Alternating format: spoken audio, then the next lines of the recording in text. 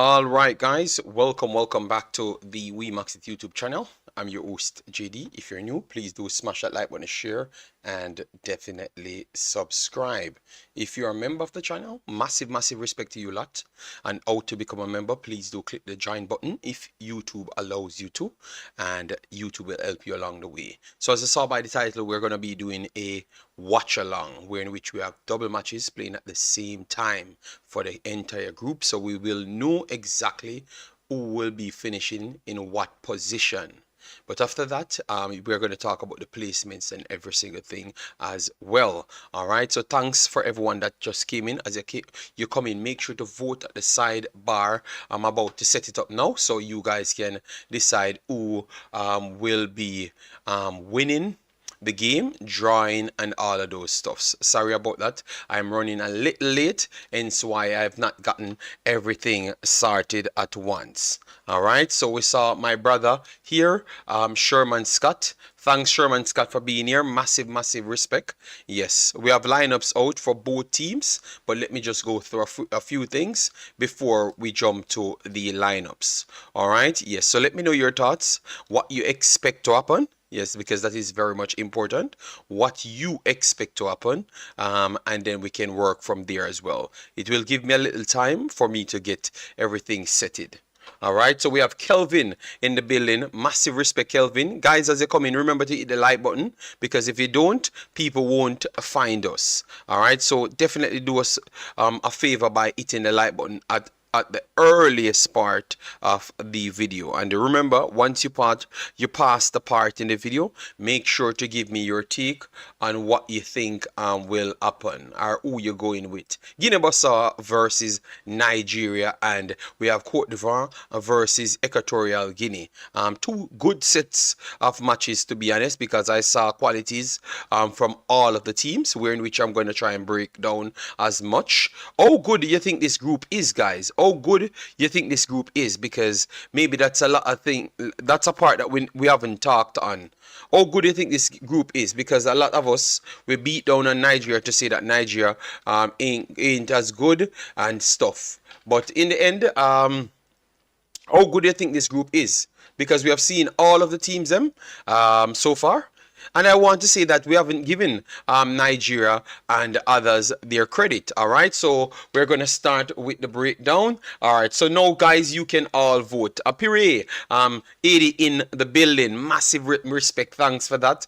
Your girl Dumane is back as well. We are going to be covering some of those streams in the future, so look out for that as well. Thanks very much for being here. All right, so let me move over to the detailing screen, and at halftime we will bounce back to this screen. All right, yes, so the next screen will have every single thing that we want. All right, yes, we're gonna go through both lineups and give you every single thing that you wanted before the stream starts. And for persons that can't watch the games, we will provide the game in the Discord for you. I will drop a link closer to the time of the game, and you guys can just click it and go straight into it. But as I saw on the sidebar, you will have the games, players, starters, and also the bench players. It will update as the game goes on. So while I'm doing my commentary, you have the scores and you have the sidebars. We're going to try and go through all of the players. So as you saw, both games starting at 6 p.m. Nigeria's time and also European time. All right, if you're in your country, just put in the same date and it will kind of give you your adjusted times. So Equatorial Guinea right here take on Ivory Coast. All right, Cote d'Ivoire at this point. Cote d'Ivoire in third spot with 3 points. All right, remember it's top two goes through normal. All right, and then the third spot, you're gonna have a calculated effort to get who goes through. So you don't want to go in that third spot and then struggle to get to the highest peak. So that could be a challenge. So you don't want to end up in the third spot unless you end up in the third spot with 4 points. You understand me? Because this group could possibly be a 4 points and you still end up in the third spot. All right, so 4 points I think should be surety. You're one of the best third place teams. All right, so at this point, Cote d'Ivoire 3 points, Nigeria 4 points, Equatorial Guinea 4 points, but better goal difference. All right, so Equatorial Guinea comes into this one. Let me pull up the lineups and then we go straight into the Nigeria lineups right after. All right, so this is what we have for Equatorial Guinea. The odds saying that Ivory Coast is the massive favorites. How do you guys see it? All right, I tend to believe that Ivory Coast is the slight favorites, but not the over the top as to the 10-1 odds. I think it's much closer than a 10-1 odds. All right, due to the fact that Equatorial Guinea has some players that can link their organized system. Ensu is a very good player, and he's one of the players of the season so far. So with that said, if they can remain organized, which showcase that, which we clearly saw that teams that are organized, Ivory Coast can have problems with them. All right, teams that are organized, Ivory Coast can have problems with them, or can find problems with them. So it's not a given. All right, it's not a given that it's going to be 100% Ivory Coast taking it. Yes, but definitely based on their players' quality, they should be at least for the favorites for this one. At least the favorites for this one. All right, give me a second, guys. I'm trying to share the link so people can come in. Joseph, thanks for being here. Joseph said it's 3-1 in favor of the Super Eagles. All right. Yes, I would say Super Eagles as definitely having favorites on that side. But let me start with the first one. The first one is Cote d'Ivoire versus Equatorial Guinea. I think this is going to be a good match. Good match. I said 3-2. 3-2. All right, that's what I've said the first time. Guys, we have 6 likes on it. Get the likes up if you have any chance. All right, let me share this around so we can finish with the sharing, so we can go through the lineups. All right. Damn. I'm with the phones. 3-1 in favor of the Eagles. Pire says, "Hi JD, I know this is not the right time for your knowledge to. Do you think Haiti will beat Puerto Rico?" Yes. I do believe so. They are slightly no, they once you have Dumani, I do believe that you have a super chance of doing so. And I think the pace and power of 80 should be enough. A Costa Rica team was much more organized and experienced because they were coming off a World Cup. So with them coming off the World Cup, that is enough for them to have the massive advantage at that time over a Puerto Rico. Puerto Rico has good players, but not so much to really be the favorites or even close to 80's actual quality if they do the job. All right, so if they play their game, I think 80 should defeat Puerto Rico comfortable, to be honest. They are the favorites going in. Jason Goodna, bless yourself. Thanks for being here. Massive respect. So we have shared all the links so far. So let me go through the games by game. All right, so we have for Cote d'Ivoire, Fafana in goal. I think that he's a very good goalkeeper, very good goalkeeper. Commands his backs, lead his back line well. Yes. Conan back in. Conan, he was up and down, which it's a tough one because Chukwueze is a different talent than majority of the other talents in the competition. So it was very tough for him to deal with over that side, even though Chukwueze was not even at his best. Willy Boley and Singo to make up the numbers right there with Ivan. I think that Ivan is the best defender so far over the last game. So look out for him. Play his range of passing, incredible. Yes, so you look out for him in this game. And also him as a threat inside the box is something else as well. Seko, Fafana in midfield, Frank Kessie, and Ibrahim in midfield. They played well. All of them played well in the last game. All right, yes. It was up front, and they did exactly what I've talked about. All right, you have Kwame, he's back, missed 2 big chances the last time on against Nigeria, and should have done massively better, but that's how it is. And then you have Diakite as well, and you have Nicolas Pepe starting. I thought that he looked well. His strength and close control dribbling ability can unlock a lot. Worse if the team is in a low block. So look out for that. All right. So for Equatorial Guinea at this point, you have Jesus Owono in goal. You have Endong, and you have Soal Coco, which is one of the players them that I liked before even the tournament started, and I thought that he was okay. Esteban and Akapo as well to finish the back line. Then in midfield you have a 5, which I expected that to combat the quality 3 of Ivory Coast right there. Manchin, an solid player, Bikoro, and you have Garnett as the 3 in midfield. And out wide in midfield you have Miranda, Josete, Miranda and Iban Salvador, and up front you have Ensu, one of the players of the tournament so far. All right, so let me know your thoughts. I said 3-2 for this one. I do believe that it would have been slightly close, yeah. So I said 3-2. So let me know your prediction, guys. But I do believe that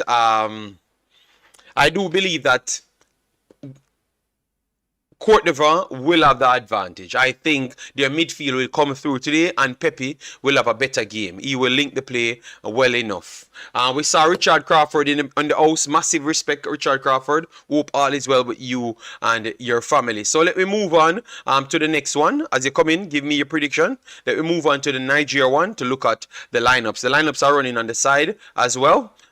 If you can't wait for me to break it down. All right, so this is the lineup for Nigeria at this point. All right, so we have Stanley. He's okay. I don't know how to rate him. I still need more games. I think he's still better than the other goalkeeper. We have to say that. Because the other goalkeeper, he was dodgy. I think he cost Nigeria a lot of times unnecessarily. All right? Yes, so he was dodgy right there. Ajayi, Semi Ajayi, he was decent the last time, obviously. In a 3 with more personnel around him, he looks more comfortable. You have Kenneth, and you have Aina with Bassi. Bassi came in, brought everything out there. All right, his engine that he has is amazing. Amazing, Bassi. All right, so Bassi might turn out to be the best defender that they have, period. And if his versatility is not normal because he's comfortable going up the pitch as well. Then you have Bright, Samuel, and Onyeka as well to finish off. Maybe you have some adjustments in the defense line of the 2, but Onyeka will be there. All right, the last time they went with what's his name again? Let me make sure because I completely forgot his name. Iwobi. They went with Iwobi and Onyeka in a flat 4 across with the 3 at the back. But now they are saying that they're using a 2 and then 3 in front. All right. So we will see who is playing with Onyeka, but someone will. All right. At the start of the match, we will see that for ourselves. All right. But now you have Samuel Bright and Onyeka. Then you have Chukwueze back in it. Oribo comes in. And you have Moses. All right. With Victor Osimhen. Osimhen, we can all say that Osimhen, it's not his best tournament being a finisher. Because being a finisher, he could have easily well been on, 4 or 5 goals so far. He had the opportunities, which are very much easy opportunities to finish. With a man of his standard. We're not talking normal human beings, but his standard. Yes, yeah.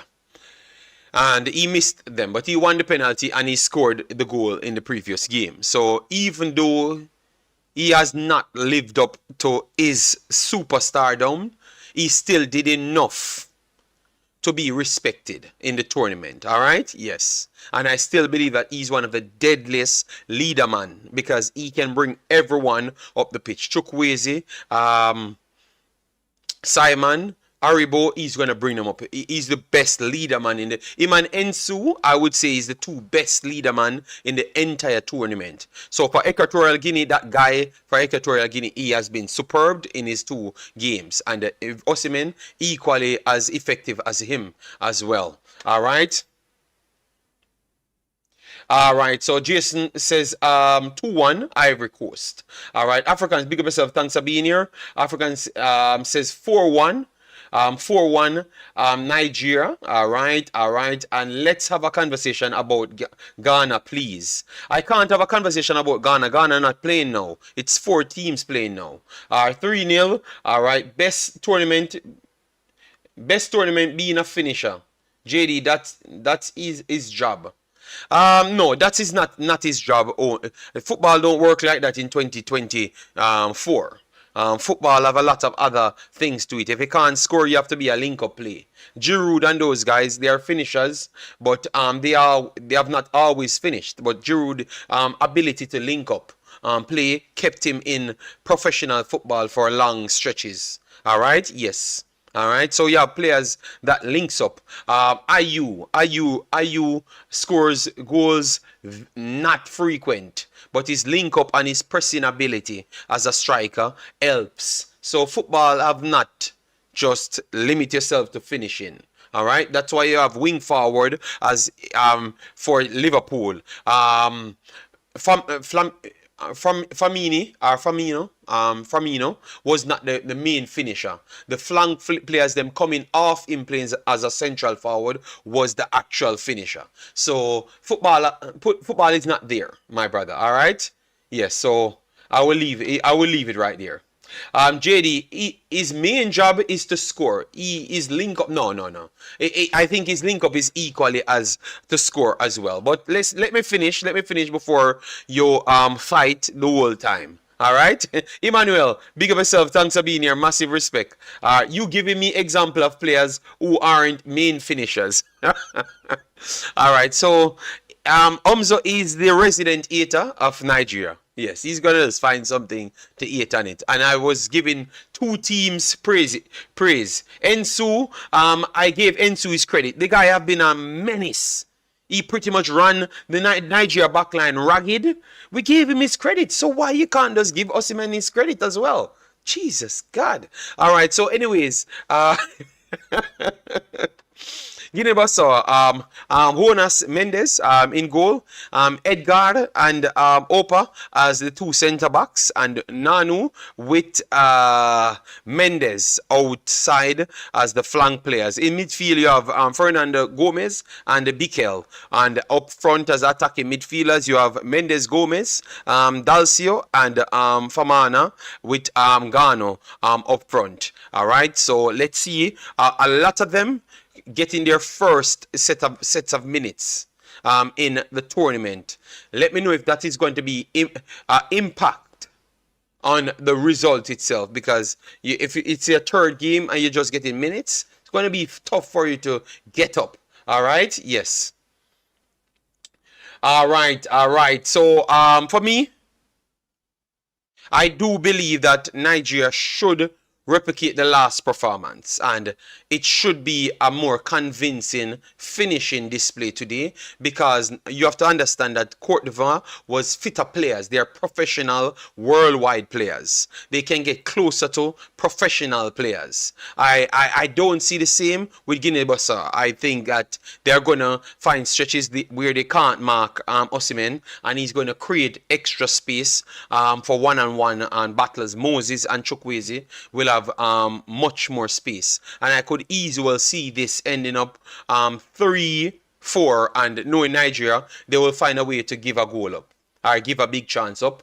And majority of the games they tend to, like the Lesotho game, they tend to they concede on the only chance. So I wouldn't be surprised if they concede a goal as well. But I do believe that the goal scoring will start today, and they will get it in the first half, so it can open the floodgate.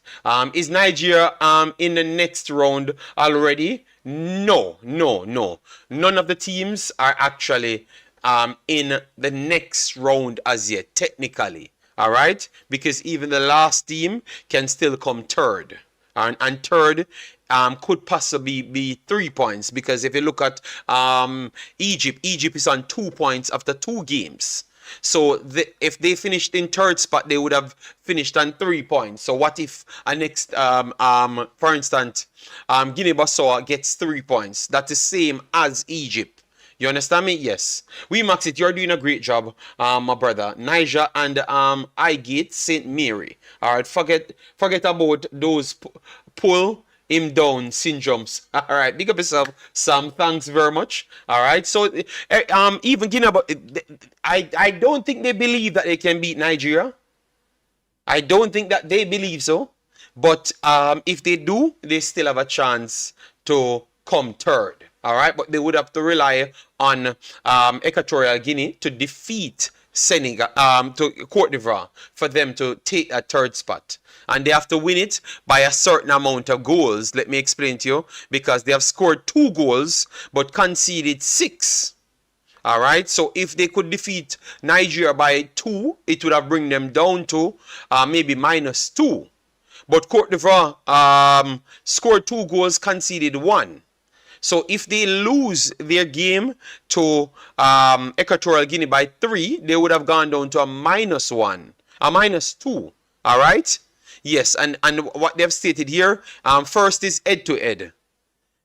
Okay, maybe that is where they would the tiebreaker would have killed them. I think based off that, they would have been eliminated then.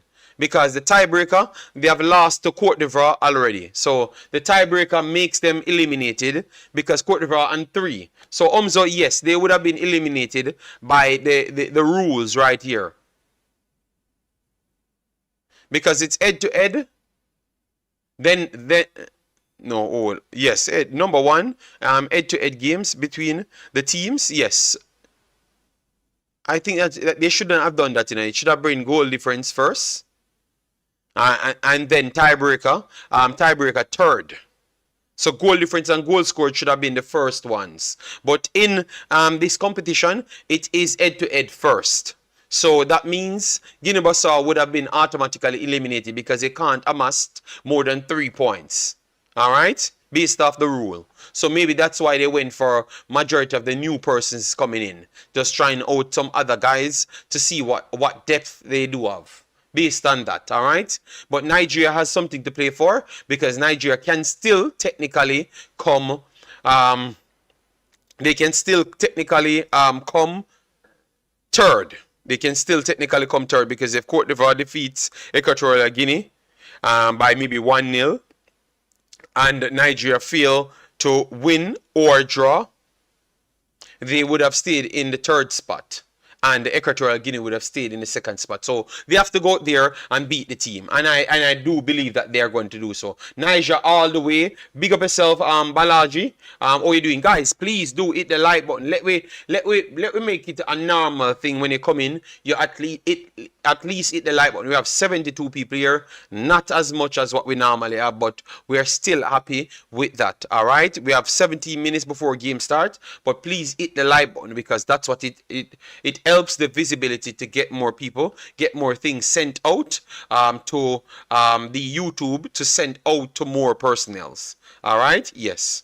So please do hit the like button. Oh, even if they draw and Ivory Coast wins by 1 goal, they can still be out. Yes, I don't like that rule of head-to-head. All right? Because when you do the head-to-head, let me know, guys, if you're all right with the head-to-head being the first decider. So what the purpose of winning games by 5? You understand me? I think no. Goal scored, goal difference should be the first. Goal scored should be the second, and then tiebreaker would be head-to-head. That's what I would like because that means you get the games that are more enticing due to the fact that now I can say, let me check up how much goals they do score. You understand me? So I can counter that, and sometimes it put teams under extra pressure, like the rest of the region. The rest of the regions, they go with a goal difference, and then goals scored, and then the head-to-head to break the ice. It should be the tiebreaker, not the first. I always do some madness, you see, man. Can't bother with that, man. Yeah, Aina, how you doing, man? Nigeria win by 4-1, yes. And let me give you, the U20 girls have qualified for the World Cup for Nigeria. All right, U20s, they won their second game. All right, yes, I've not gotten a chance to report on it, so I'm just dropping it right here. See, yes, I say goal difference should be the tiebreaker. All right, so give me a prediction, guys. I say Nigeria over 2 goals at least. Over 2 goals at least. But my prediction is I think they're going to top my expectation and get 4 goals. Osimhen will turn up today and embarrass Omzo because Omzo seems to believe that Osimhen is the worst. All right, so let me do some check-in. We are on 13,337. Thanks very much for all of you guys turning up. I'm going to try my best to... oh, yeah, we still need to discuss this part, but let me get the game up and running for you. Let me get the game down for you. And then I can share the link in the comment section so you guys can get it. Senegal been impressive, JD. You see how they handle Onana. Yeah, man. Senegal, I would say they are the best performing team. Morocco went on to draw, so with that says Senegal completely took it over. If Nigeria wins today, you can say that they're going to put them back in the bracket because it's not how you start, it's how you maintain it and also finish. All right, yes. Sherman Scott says, big up yourself, Sherman Scott. He says Nigeria 3-0. All right, so you're not giving anything to the big bad Guinea-Bissau. All right, so guys, 23 likes on it. Let me do better than that and get the likes up. Let me get the Ivory Coast match in the discard, and I'm going to try and get the next match as well. So for persons that want to switch between matches, you just go in the discard and I will have both of the matches up and running. So we'll have the Nigeria game and we will have the Ivory Coast game. All right, in the discard. The link for the discard will be pinned right after. Give me a second so I can get the discard link for you. Oh. All right, let me. All right, so we are getting coverage now. Wonderful, wonderful. All right, so this is. Let me get the discard up and running. All right, so let me get the discard and then we are good. Jason Woods, thanks for being here. Long time no see, man. You said Nigeria taking this one 3-1. All right, so everyone saying that Nigeria taking this one and it's not a problem. All right, I like the confidence that people got in Nigeria all of a sudden. A game ago, no one saying Nigeria winning anything. All right, yes, but all of a sudden now, Nigeria is back into the favorites of the people's hearts. All right, fair enough. At least you guys are honest. If you don't see them winning anything, you're going to tell me that's the case. All right, so we are going to get the link for the discard. We're going to pin it in the chat so you can watch it in our discard. For the game, you can try Stream 808. You can try several other outlets if you're struggling to get on our discard. All right. Yes, but we always provide a way so you guys could watch it. So, big up yourself, David. How you doing, man? Let me know how confident you are that Nigeria taking it today. Let me try and get the link for the people to join. All right, copy the link. All right, so that is the link.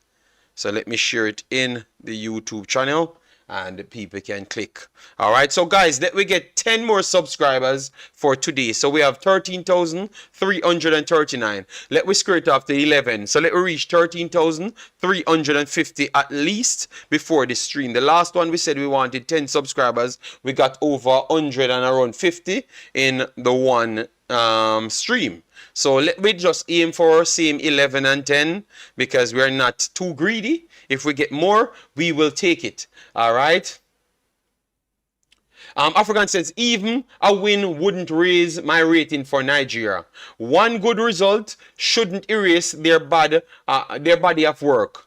No, but you can't be so would you not class the Cote d'Ivoire game as a good game? I thought that it was a good game they played. All right, I thought that it's a good game they played overall. All right, wow, Africans, you're definitely hard. I know you're rating Nigeria Africans. Damn, man. I thought that they played well. Their finishing was not on point, but they were linking up plays. You know, all right. What you think about Salah leaving the national team to go back to England? Yes, majority of the times, you should understand, the Premier League is one of the biggest and most well-spent leagues in the entire world. So why would you stress a federation to spend so much money on those players when you could send them back to their location where you know they're going to spend most of their time? Just send them back. You know, send them back, no problem, man. Send them back, it's okay. Let them fit the bill right there. And, you know, the team, what you wanted him to do, just stay. Just stay and give motivational speech on the bench. I don't know. All right. Greetings. Amali, how you doing, man? I give it to Nigeria. And then we have our Jamaican brother, Andrew 55 in the building. Massive respect. All right. Yes, they played a good game. But that's what I'm saying. If they go out now and beat the brakes of Guinea-Bissau, you have to say, because we are giving people credit, you know. We give people credit to beat average teams. So we have to give them credit to beat those teams as well. We can't just switch the narrative as to when we see it fits. If they go out and beat them 4-1, I would say Nigeria is up there in the top 4 best performing team. All right, we're not going to push it. All right, before we get into it, we have a few more minutes to go. Let me just give you how it goes. Nigeria, Equatorial Guinea, and Ivory Coast. Guinea-Bissau in Group A. All right, so the difference to the placements are kind of vast, to be honest, because runners-up gets runners-up of Group C. All right, but yet still the winner gets the third group C, D, and E the best team out of that. That's what you're gonna get. At the last time I've checked, we got a few good teams. Cameroon would have been into C, D, and E. Yes. So we had a few good teams. So not because you're saying third spots, you might find some tough teams in the third spots. All right. E. So as you saw there, Namibia, at this point, Tunisia could come third. Then you have Algeria in the third spot. And then you have Cameroon in the third spot. So third spot and being first might not be a given that you just beat up the next team. Because if Algeria goes third, it's going to be tough for Nigeria coming first. So what say you, guys, in the comment section? Salah, a failure on the national team level. An uncomfortable conversation. No, he's not a failure on the national team level. Salah, what are you talking about? Salah, no man, Salah do his job, man. I give them credit, but you need enough credit to improve your credit score. Yes, that's why if they score more, we can work with that. All right, so guys, we have minutes to go. The link is in the description. All right, I'm gonna try and get the next game up for you. We are going to get the next game, which is Cote d'Ivoire versus Equatorial Guinea, which we think that should be a much more closer game than the Nigeria Guinea-Bissau game. But we have to watch both of them so we can give the score updates. All right, so guys, as what we said, please, the first of the persons come on the stream, make sure you are the trendsetter by hitting the like button. All right. Yes, because it helps us share the video further out there. All right, thanks for a lot of people hitting the subscription already. We are close to the number that we want to reach. All right. Sebastian in the building. Sebastian supports all of our streams. Thanks very much, Sebastian. Where are you from, Sebastian? Let me know. Where are you from? And if you just came in, guys, Ivory Coast, Equatorial Guinea, give we your predictions. We definitely want your predictions. All right, give we your predictions. Yes, we have said Ivory Coast winning that one. Cote d'Ivoire winning that one. So by our projection at this point, we are expecting Equatorial Guinea to finish third, Nigeria to finish first, and Cote d'Ivoire should be finishing second spot. All right. So we are expecting. All right. So let me get the discard up and running. So we are good. I hope my Cameroon gets the third place. Well, you have to play for it, you know, man. And that is what I like. And what I've learned at this point, people, what I've learned, I'm adding the next game to it now. So you're gonna see the other link.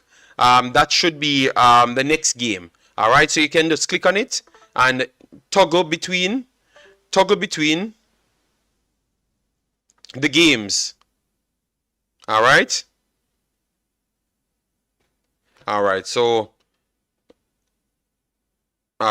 those are the games. All right, so let me put it right here.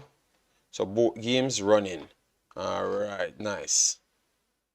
So in 2 minutes we're gonna have full coverage on both. All right, so we have Kolawale says 4-0. Nigeria beating the bricks of Guinea-Bissau. All right, the faith is back in the Nigerian camp. All right, nice.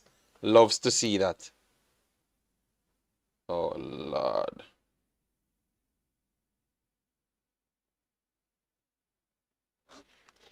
All right, Yisa, how you doing, man? Hope all is well. The link to watch the game is in our chat at the top. Just look at it, says discard. Sign up for the discard. Go in there and you go into the lobby section. Navigate away to the lobby section. Then you see two highlighted names with live beside them. Once you click it, no ads, everything works well. That's where we show the games. All right. All right. Okay. All right, let me try and mute this one because I'm getting too much background noise. Damn. All right, so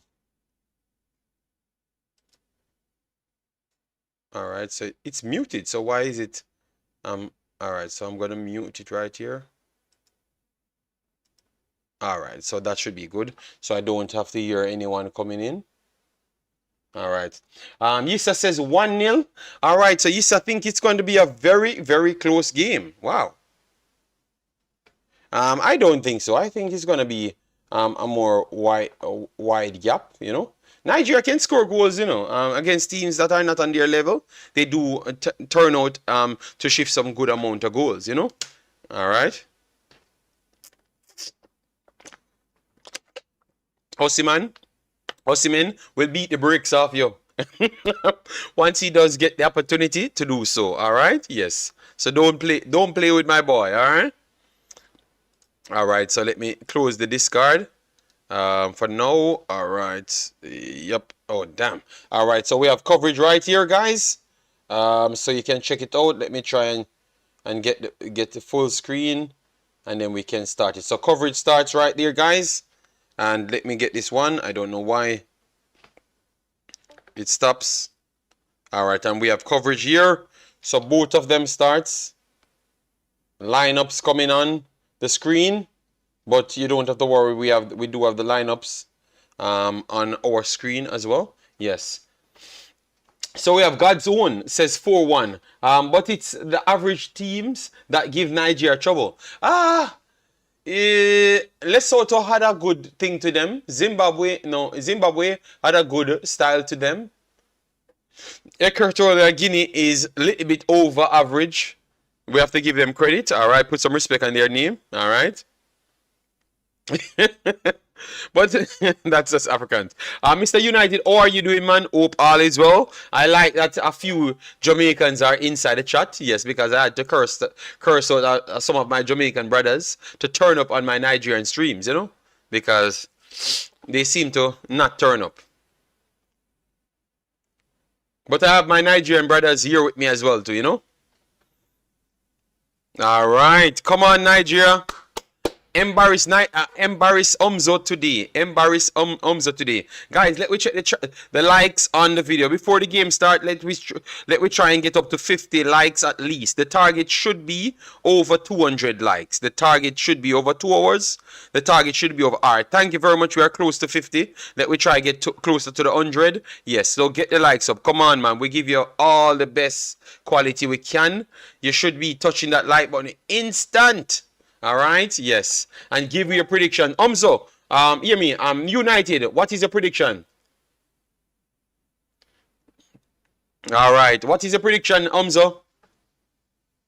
Juras, how you doing, man?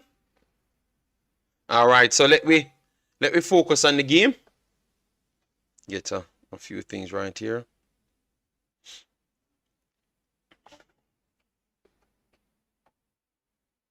All right, so we have kickoff. Let me make sure. All right, so we are 21 seconds behind. All right, good. All right, so we are a little bit, we are 5 seconds or so behind, 5 or so. All right, Juras says 1-0 Nigeria. Juras, we're going to give you our next opportunity. Think it's going to be more than 1-0, Juras. We have watched the teams closer. It's going to be more than 1-0. All right, so we have Nigeria kicking off. Nigeria resets to the back line.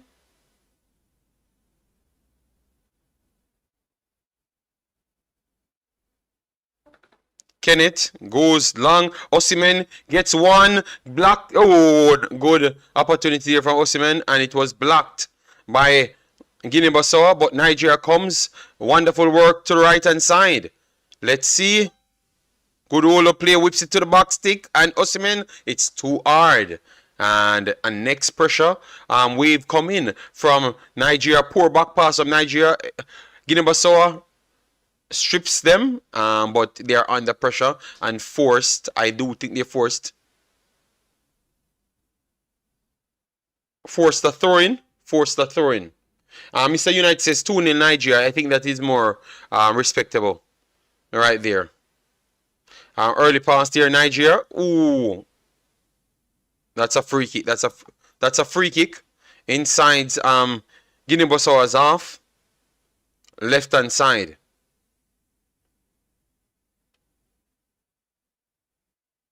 So Aina starts on fire again because he's up the pitch. He had a good game the last time, so I expected him to do the same.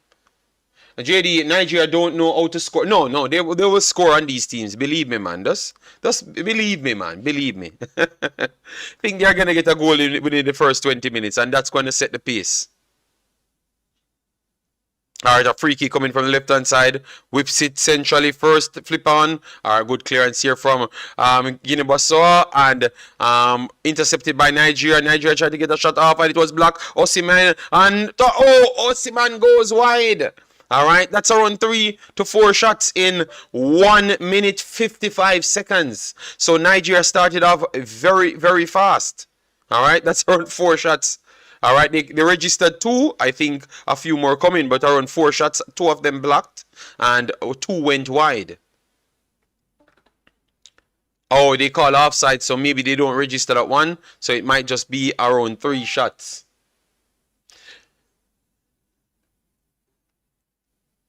All right, and over this side.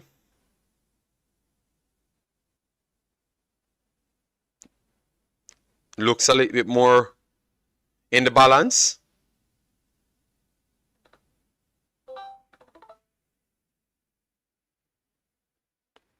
Nigeria goes over the top. Poor pass. Throw in at the halfway line.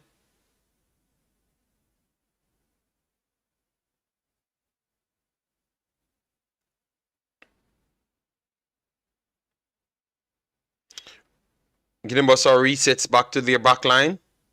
Nigeria not really pressing them, giving them the luxury to come in advance in midfield, which they did the same against Ivory Coast. Good interception here from Nigeria. Wonderful. Oh, poor pass there from Osimhen, but it stays inside. Aina pushing up the field. Oh, poor pass to Moses. Interception there from Guinea-Bissau, and it's a throw-in. Poor pass. Poor communication right there. When they had acres of space. 5 minutes played.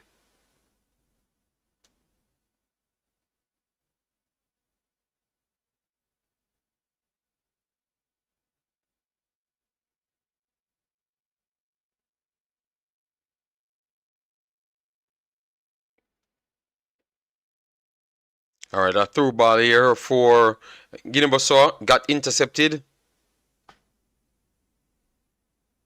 Okay, this is definitely too far. All right, so let me pull it closer.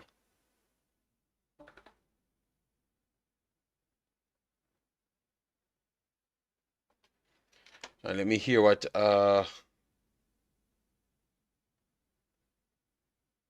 no, I think the teams are closer. Just to say that if Cameroon doesn't make it out, it's a disgrace. Mali and those teams are getting better. Equatorial Guinea and those teams are getting better. They're getting quality players from worldwide, so they're getting better, you know. So it's just getting closer for the traditional teams. You know, you have to keep on innovating. All right, good work here from Guinea-Bissau. Works the right hand side. Good 1-2. Tried good interception there, but Ricochet took it back to Guinea-Bissau. They're working to the right hand side. Try to whip it in, and it's a block. So it's an opportunity for Guinea-Bissau to work it into the backs of Nigeria. But they went for an early throw.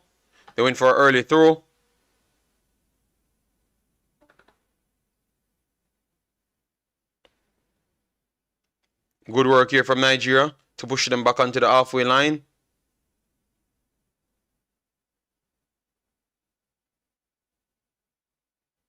But good work here from Guinea-Bissau to hold on to the ball. Try to go over the top. First ball cleared. Stanley resets the ball. And it's Nigeria's play from the back. Bassi. Back to Stanley. Basoa tried to press high. Force Nigeria to make a mistake. And they're back. Oh, wonderful 1-2 here from Guinea-Bissau. Let's see. They have acres of space. Went for a long shot. And it dipped. But it's a decent one. So, because we saw that he could have problems with those shots. So, good shot there from Guinea-Bissau. Nice start for them. Not bad at all. And it remains, after 7 minutes over here, still 0-0. Cote d'Ivoire and Equatorial Guinea still 0-0. I would say Cote d'Ivoire slightly having better control of the ball, but that's about it. Maybe it will take a little while for them to start dominating the play. But good game so far. For Nigeria, Guinea-Bissau. Guinea-Bissau gets a little spell with a lot of possession. Yes, so Nigeria progressing up the field. Ajayi goes long. Poor pass there from Ajayi. Intercepted by Guinea-Bissau. Guinea-Bissau starts it from the back. Play note a little bit easier than I expected. Alright, good interception here from Nigeria. Wonderful turn. And oh, they call a late foul. Damn. 5 minutes, Mr. Juras. What, you're here to try and laugh after every mistakes I've made at any point. I see you today, you know. Yes. Make sure you laugh off all of the mistakes from everybody. I see you from today, you know. Let me know if you guys are getting any glitches at any point. Alright, Basoa building. Damn. This game starts a little bit different than what I expected. Alright.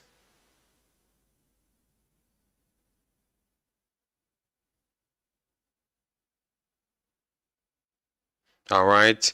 Break here for Guinea-Bissau. Oh, coming down the left-hand side. Overlapping. He's going to whip it inside. And it's block Nigeria. But that's 2 chances coming from over their left-hand side. So they're making Nigeria work for it, you know. They're making Nigeria work for it, so we have to be honest to ourselves. It's not the best start for Nigeria, all right? Yes, I see you, I see you.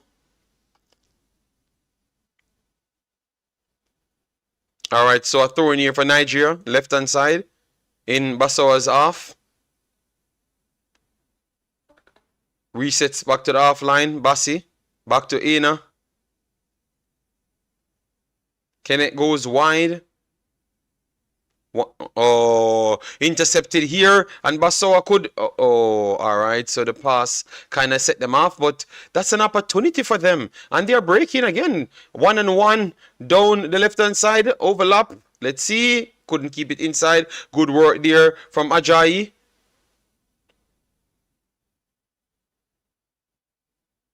Good defending from Ajayi. Throwing here for Basawa. But for the last 3 minutes, it looks like Basawa slightly playing better than Nigeria. Damn. Oh, why? Oh, Lord. Let me hear what you guys have to say.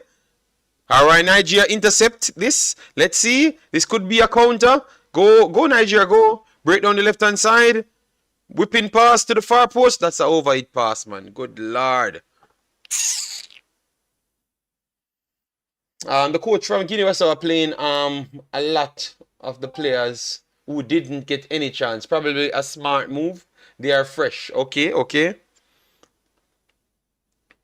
They look slightly better team in the last 2 minutes or so.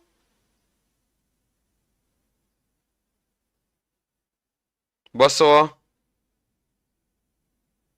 So maybe they are here to try and spoil Nigeria's party. Let me know. African says Nigeria struggles with average African teams. That's what I have said. The game haven't finished as yet. All right. Yes. So relax. You just want Nigeria to struggle like Ghana. That's what you want. All right. Oh, they said. Oh, they call a late. They call a foul there. All right. Basawa coming down the left flank. Please don't make Basawa score. Embarrassed me on the day. Umzo and those guys will turn up once. Alright, good press here from Nigeria. Forced it back. Others, why are you guys staying in mid-block? If the guys have run forward, it's going to leave a gap and Basawa will take advantage of that.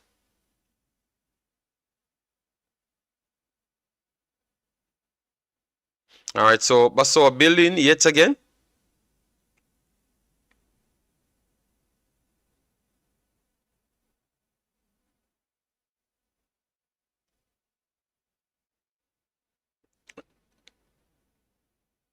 Well, they should not be coming to play better at the start because I've watched both games. And the other teams deserve to win the games, you know. They have started this game a little bit brighter than the other games, which is weird because you have no chance to qualify.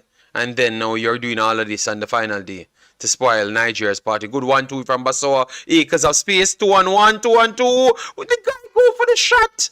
And he had a player there to pass the ball through. And it would have been 1-0. Guinea-Bissau.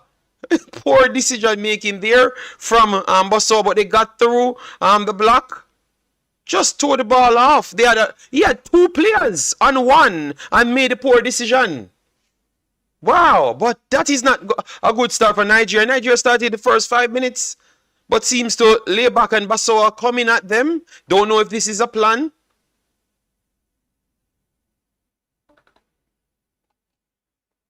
All right, Nigeria building over the top here. This is not a bad ball. Can't keep inside. Your keeper claims it. And it's Guinea-Bissau back on the ball. They're going to start from in their own half. That's a poor decision from Guinea-Bissau there, to be honest. You can't have three players, you, the pass on, two players, and one player, and you decide that you're going to shoot it.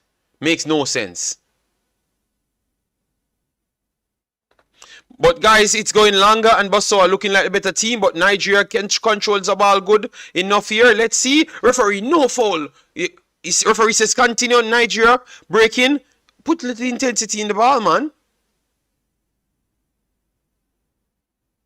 All right, Nigeria try to break numbers, and it should be a corner. So a corner coming up for Nigeria in the last 4 or 5 minutes. That's the best coming from Nigeria, to be honest. So let's see if they can get something from the corner.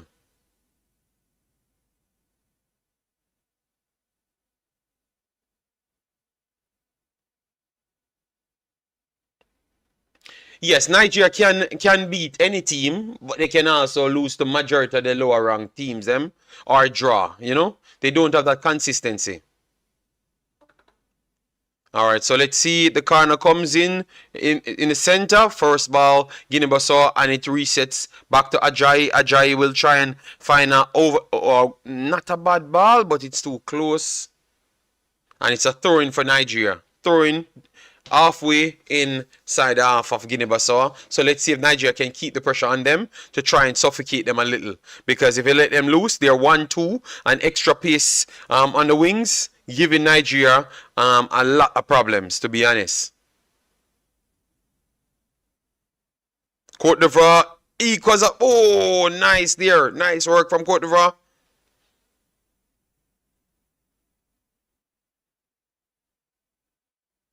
Still 0-0 on both games. Guys, as you come in, please do hit the like button, share, and subscribe. Over the top here, good control, and it's a one time. Maybe he's slightly offside. Moses slightly offside right here.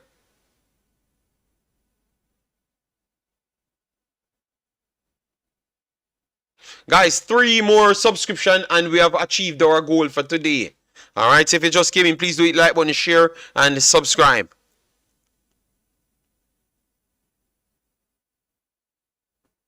Alright, so clearance here. Bissau, first ball. And it's a throw-in for Bissau in Nigeria's half. So they are back at it. They are back at it.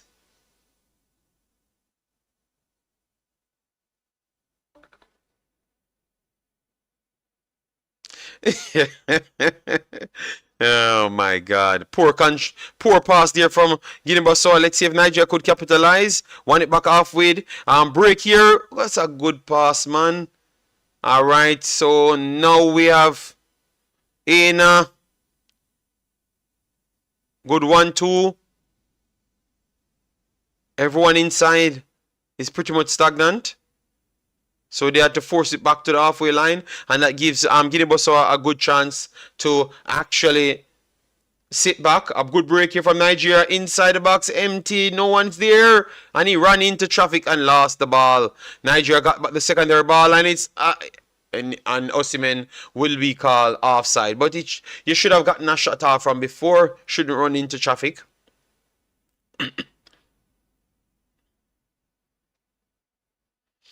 Ivory Coast all over them in the other game. Okay, well, I'm watching both of them. I do think Equatorial Guinea still have a better footing in the game. So like they can, once it stays 0-0 and the energy drops from Ivory Coast or Cote d'Ivoire, I do believe that they are going to come to light. And so he's not having that game that you wanted from him, you know?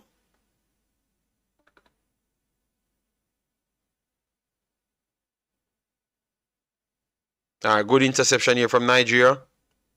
Play it faster, man. Move the ball faster, man. Stop waiting on them to move. Work on it at your own tune. All right, Bassi progressing in midfield. Good pass here. Eribo.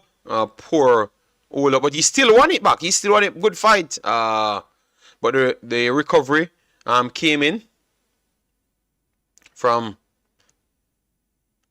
Guinea-Bissau, and it was intercepted by Nigeria. Nigeria bombing forward. Let's see.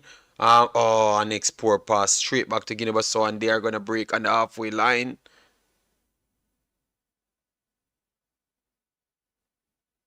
Beats one. Work to the right hand side. 1-on-1. Let's see. He cuts inside. Let's see. Works it wide left. Communication error there. Kind of gave Nigeria an opportunity to settle. But they're still on the ball. 1-2 here from Basso. Coming down the flank. And it looks like he went outside. So that will be a throw-in for Nigeria. I think it will be 1-0 win.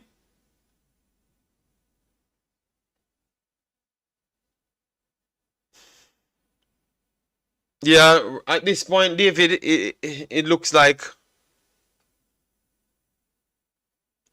because Nigeria ain't creating the chances as what I've expected, you know. Good 1-2 here. Hold on to the ball. Hold on to the ball. All right. Long ball here. From the back. Moses trying to threaten. Poor control here from Guinea-Bissau. Open up the space. They are inside the box. And oh my God. The cross is as worst as the mistake made by Guinea-Bissau player right there on the right hand side. It looks like he hits his own leg at that point.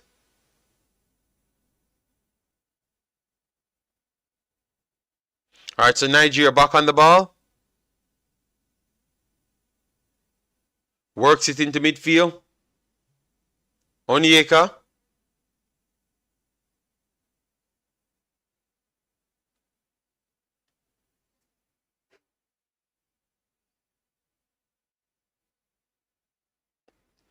Alright, Bassi. Go push. Bassi goes long over the top. If this is onside, that's a nice one. Chukwueze between two. Whips it into the penalty spot. Osimhen plays it back. And the deflection took it off.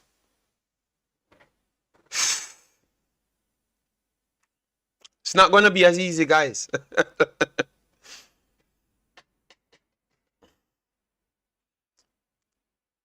Osimhen, I don't know what the link-up play there. Don't think that should have been the best option, you know. I thought you should have a spin and strike it, you know. All the play here from Guinea-Bissau. Guinea-Bissau breaking. 2-1. He's 2-on-1, beats 2. A runner is there, and he goes for the shot himself. If he just plays it through, he's pretty much one-on-one with the keeper. So Guinea-Bissau get some good openings, you know, guys. But the problem is, they're just kicking it as soon as they, like, them themselves is surprised that they are in that position. And making poor decisions. Over the top here, Nigeria. First ball goes to Guinea-Bissau. Wonderful. Through pass. Worked it wide. Runner coming left. So Bissau is on the attack again. Cuts inside. Goes outside. Kept it outside. Wonderful beating there. And super tackle in the end from Samuel. To force a throw-in. But it's a throw-in that he can get it straight into the box for Guinea-Bissau. So it's a next pressurized situation for Nigeria again. The wing players causing havoc, guys. Blessings, Marciano. How you doing, man? Hope all is well.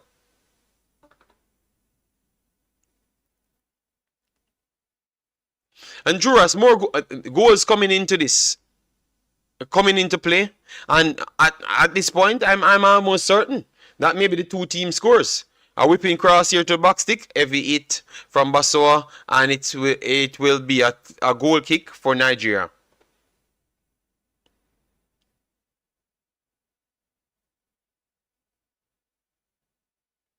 So we are approaching the 23rd minute of play.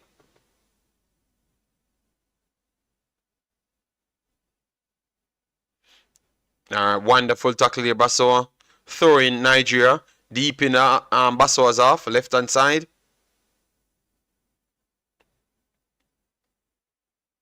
We're getting a goal before halftime, Juras. I don't know from which team, but we're getting a goal. Clearly, it shows that we're gonna get a goal.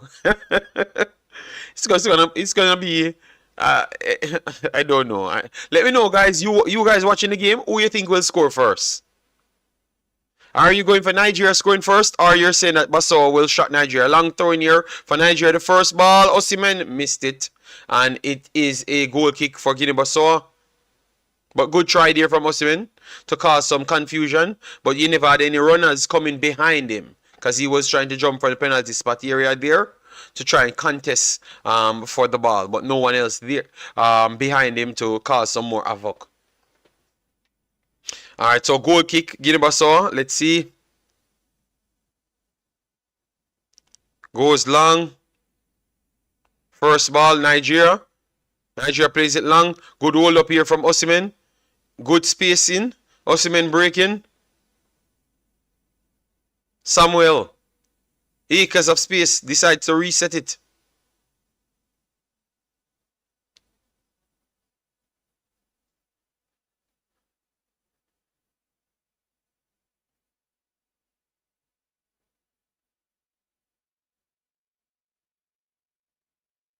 All right, a break here coming from Nigeria.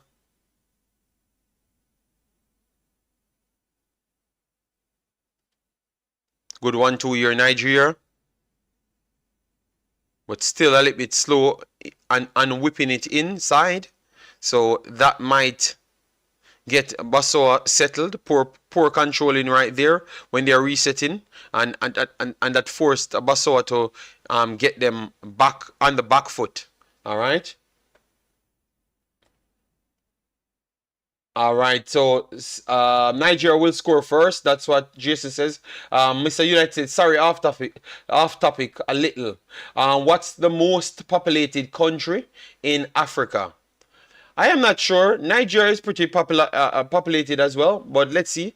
Guys, you watching, let me know which is the most populated country in Africa. I'm not sure. Based on the tables and groups, I think second will make sense for Nigeria. But come on, come on. You might lose in the end and come third. So you have to make sure you don't come third. So you can't be out here trying to pick which location you finish. Don't think that's the right time. Because at this point, Cote d'Ivoire scores. Cote d'Ivoire scores, Nigeria goes down to third. You understand me? So Cote d'Ivoire scores, Nigeria goes on to third if Guinea-Bissau scores, you know. You understand me? And it looks like they can score, you know.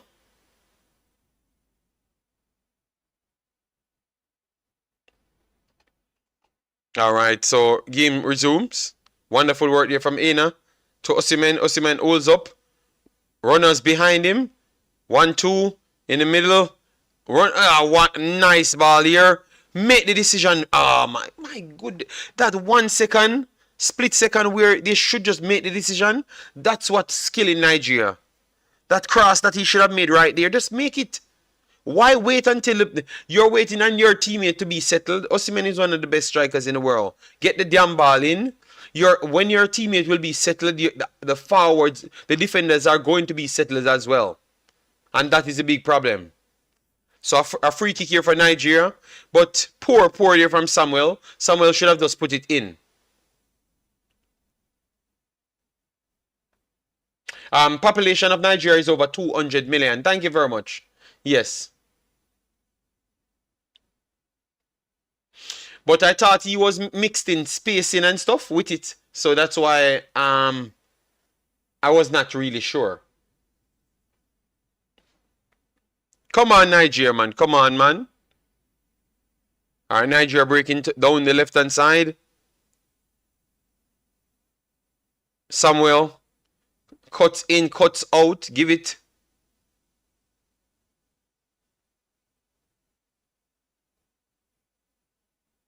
Good defending here from Guinea-Bissau.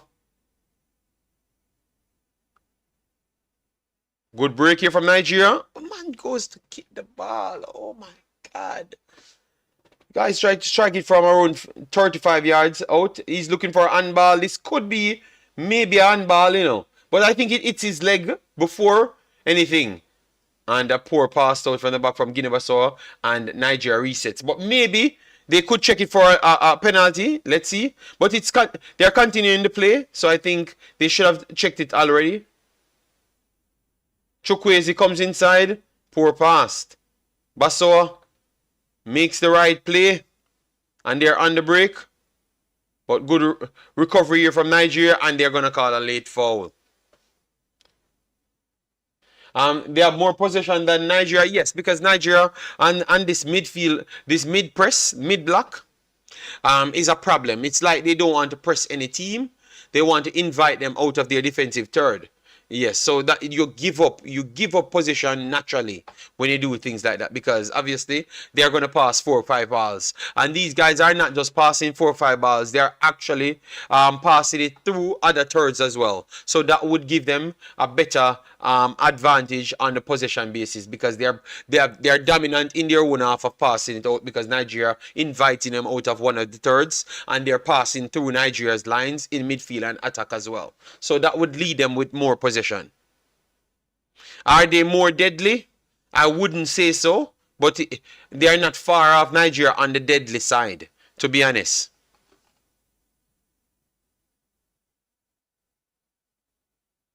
All right, so we are one away from the subscription, 13,350. Thanks very much for that, guys. Massive, massive respect.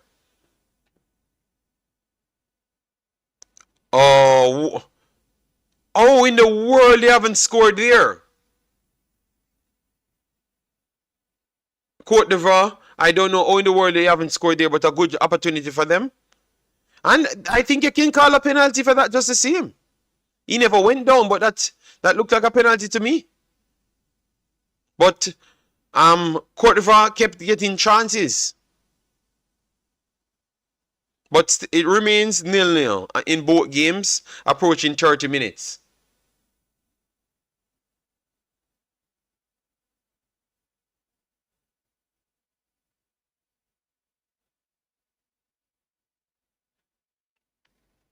All right, so Nigeria building from the back. Good work here from Bassi. Kenneth goes in midfield. Onyeka works it back, and a strong tackle there, but good turn. Nigeria over the top here, Osimhen, and that's an over it pass. And it should be Guinea-Bissau's ball to play out. And we have a break here, breaking play. Slight offside. Okay, what are they looking for? A penalty? Yeah, I think that should be a penalty, because the challenge made, he never touched the ball. They dragged back a player. So several instance you could say it's a penalty. I would not be surprised if they give a penalty in the Equatorial Guinea Cote d'Ivoire game. I would not be surprised. Good work there from Pepe. Or Pepe. Let me know, guys, if you're watching the next game, if you would consider that as a penalty. Because 2 challenges made in inside the box, that could all be penalties. Kessie is upset. I don't know what he's upset with. But at this point, as it stands, Cote d'Ivoire in 3rd place, Nigeria in 2nd, and Equatorial Guinea at the top. Ghost Future, thanks for being here. How are you doing, man? Anyone who's the main player on Guinea-Bissau? No. I think it's just a collective effort, because they have even left off majority of their players and went for young players. That's why I'm very much surprised that they're having such a close game with Nigeria, you know? No, but in football, we need to stop this of players have to dive and go down. That's why you have Saka, them, and those players are just divers, you know? I don't know who Kessie, oh, they didn't give it, none at all. They looked at it several times, but I thought that both offense were actually penalties. But you have to chuck on the floor to get penalties. You know, you have, as I said, Saka. Saka seems to always be on the ground. For Tottenham as well, you have a player for Tottenham always on the ground. Yeah, you have a few divers in the Premier League. You said Bernardo Silva. No, Bernardo Silva stays on his feet way more than Saka. You know, because Bernardo Silva's dribbling ability is more. He complains, I can give you that, he complains about a lot of calls. Richarlison, No, not Richarlison. Kulusevski dives a lot. Yeah, Kulusevski. Yeah. You want to go for the players them that I support. Kulusevski dives a lot. And that's a damn lie. Oh Lord. What is a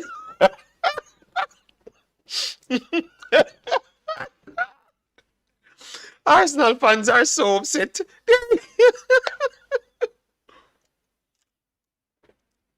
What's a lie?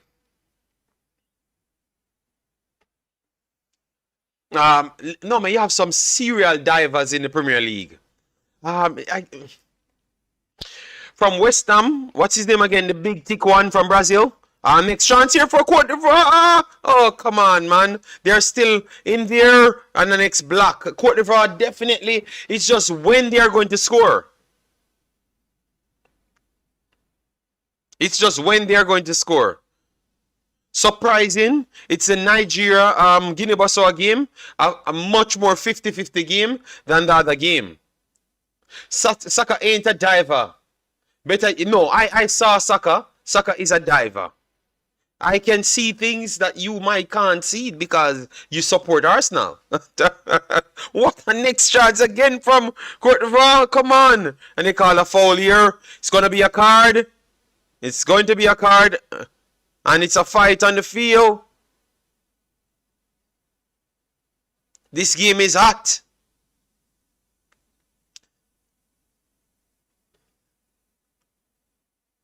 Man City are the biggest divers. Who are the biggest divers? Jack Grealish, people would say, but I wouldn't say that Jack Grealish when he gets kicked. But Jack Grealish, people would say Jack Grealish would the only one they would say is a diver. Jack Grealish would be the only diver you could ever say. Nobody else you can say on City's team. Liverpool have a few divers as well. Yeah, yes. Jota.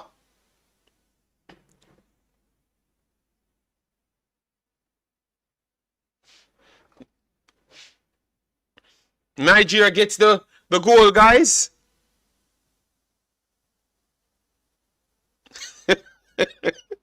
All right, they broke.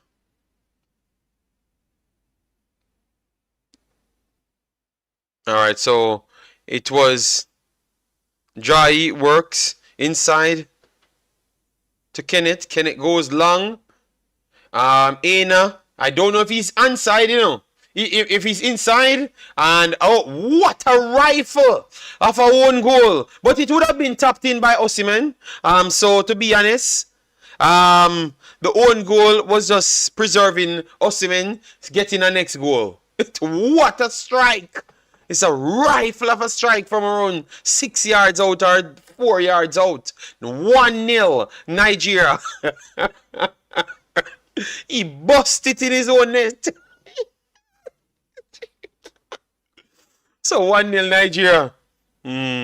But let me see if Aina was on the line because he headed that ball. I'm not sure if he's inside, you know. All right, let me see if he's inside. Boy, oh boy, you know. I think people could say that it's not inside, you know. One of his foot is completely outside, you know. So what say you guys? Even though we are crying Nigeria, what say you? You think that Aina was actually outside? What is the rule? You have to both of your foot have to be outside for it to be counted outside, or the ball have to cross the line. I think it's the ball have to cross the line. So I think he was technically inside. He was technically inside because the ball never crossed the line, but one of his foot was outside, and when he headed it back, his head was still inside. So it would have been technically inside. Yes, so, but that was a close one, guys, of getting disqualified. Nigeria breaking again. Through the middle, wonderful work here. Overlapping over the left-hand side. And again, acres of space. He's going to whip it in, but a poor cross. Blocked by Guinea-Bissau, and they are trying to break, and it's a foul. Yes, I remember that. That's how they evaluated it, because remember, when we looked at the incidents, Arsenal in the World Cup, it was always about where the ball is, not necessarily where the player is. Once a player get piece of his body inside, it's still inside. So technically he's inside, but he was outside. His body was outside. Yes, but 1-0 Nigeria. Nigeria springs to the top of the table on 7 at this point. And the +2 goal difference as well. So, oh, wonderful. Oh, early cross. What a poor cross, man. You have the... Oh, my. The man have space and time. Simon, that was a terrible cross right there. Terrible cross there from Simon. No one can tell me that's not an intentional own goal. No. He came in and tried to stop the play, and it was just a rifle, man. A super own goal, guys. Guys, please do smash the like button, share, and subscribe. Let me see if we're at 100 over the top here. Guinea-Bissau, first ball cleared by Nigeria. First ball take down by Nigeria, and it's outside, throwing for Guinea-Bissau on the halfway line. Get us to 100 likes, guys, and let me aim to 200 likes. We have more than 200 people here. Come on, we must get it the 200 mark. Very, very easy to do so, and we're coming up on halftime. Guinea-Bissau tried to play a 1-2, and it was a poor shot, poor cross. It went out for a throw-in on the other side. But they are getting opportunities after opportunities. I don't think this is Nigeria's best game so far, because they could have scored 2-3 goals themselves. To be honest, with better decisions, they could have done 2-3 goals in the same game. Guys, we're on 71 likes. That is not acceptable. Let me get the likes up. All right, 200 people here. Let me get the likes up to at least 200 billion up here from Guinea-Bissau on the halfway line. Nigeria committed a few. No, they have dropped off. Bissau get space. Poor pass here. Let's see if Nigeria can counter. Bruh. Oh my God, man. Aribo, poor pass here, and over dribble there from Guinea-Bissau, or else it would have been a next big chance. Nigeria is actually up for the taking. I'm very sorry, you know, because they're giving them opportunity over and over. All right, so we have Aina breaking down the left side. Beats 1, beats 2, cuts inside, gave away the ball, and Guinea-Bissau has numbers, works it to the left-hand side.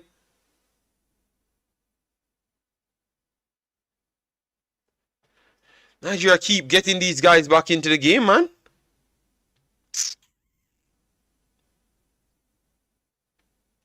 All right, Bissau works in midfield. All right, they have 2 runners over the top. They whipped it to the left-hand side, and he can't keep it down, and it's a goal kick. Oh my God! And we have a goal here, and it is Equatorial Guinea 1-0 over Cote d'Ivoire. Wow. After a dominant start from Cote d'Ivoire, it's 1-0 Equatorial Guinea. So both goals coming at the same time. Damn. Ivory Coast being... Alright, this is a good... Oh, can't control again. The next opportunity went to waste there for Nigeria. But 1-0.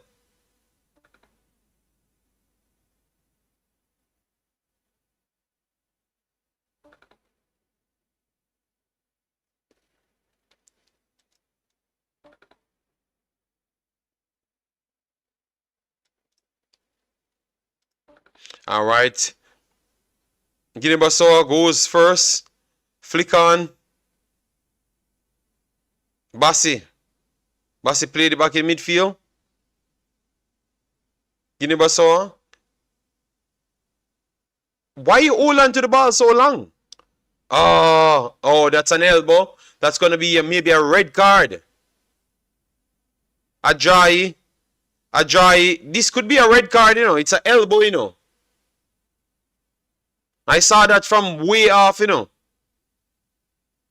Oh, no, no, no, no. No, it can't be. No, that's a yellow card. Come on. Yellow card. Yellow card is okay enough. Yellow card is okay enough. It looked a little bit worse at... You don't need to check this. You don't need to check this. Just continue play.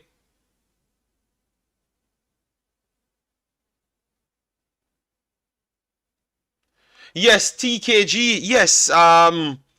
At this point, 3 points. I don't think 3 points would be one of the best. Let me check all of the other groups to see who is actually... all right, so we have... Let me see how much other groups, because remember... All right, so Algeria on 2 points so far. Algeria can go over 3 points.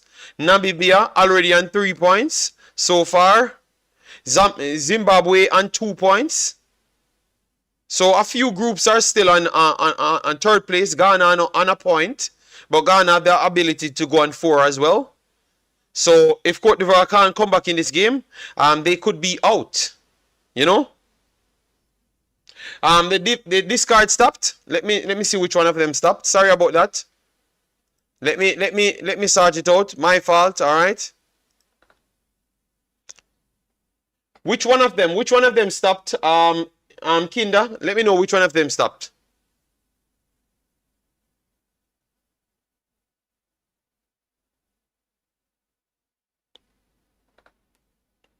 Alright, let me... 1 second, guys. I'm going to slow down the Nigeria one to see which one of the discard stops. Oh, the Nigeria one. Okay, sorry about that. Sorry about that. I will restart it.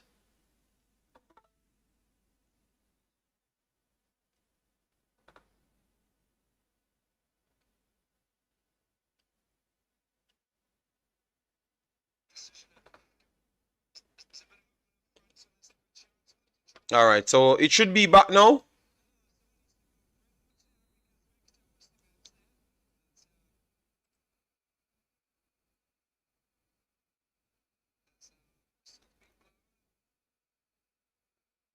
Alright, it should be back. It should be back.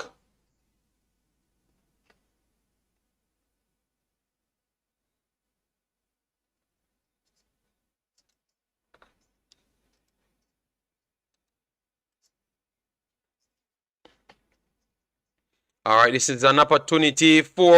Oh, 1-1. Let's see. It should be 1-1. Let's see. 1-1, guys. 1-1.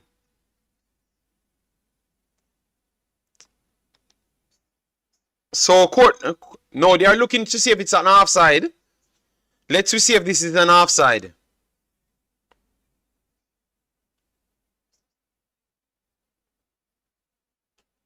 Let me see if this is an offside. Oh, they took away the goal. Oh, my days.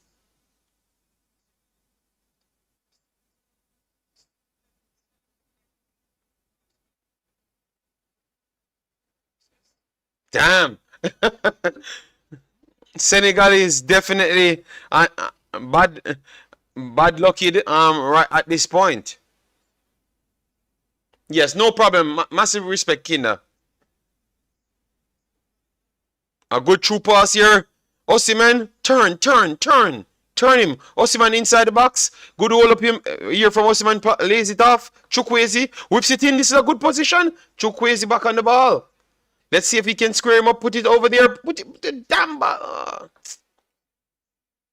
Whipping cross here to the box. Stick. No foul, referee. Come on, man. These fouls are too soft, man.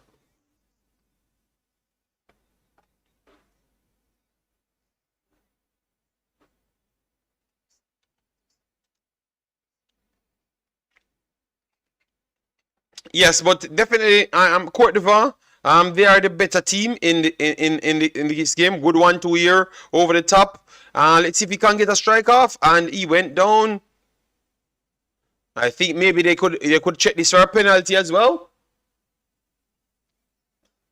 Yes, TKG, yes, but this might be a penalty, because if he never touched the ball, this is a penalty, inside the box as well. He tried to kick the ball. Let's see.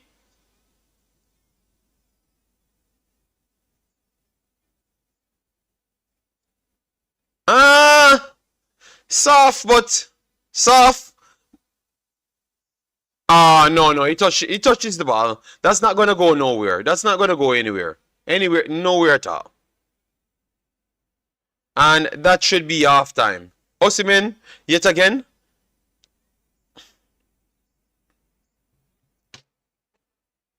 Osimhen yet again with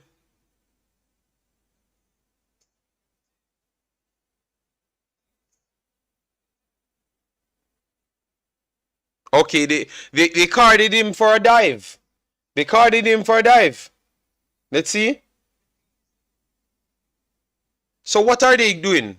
Okay, it's an argument. Oh, it's an argument. Okay. So both teams received a yellow card.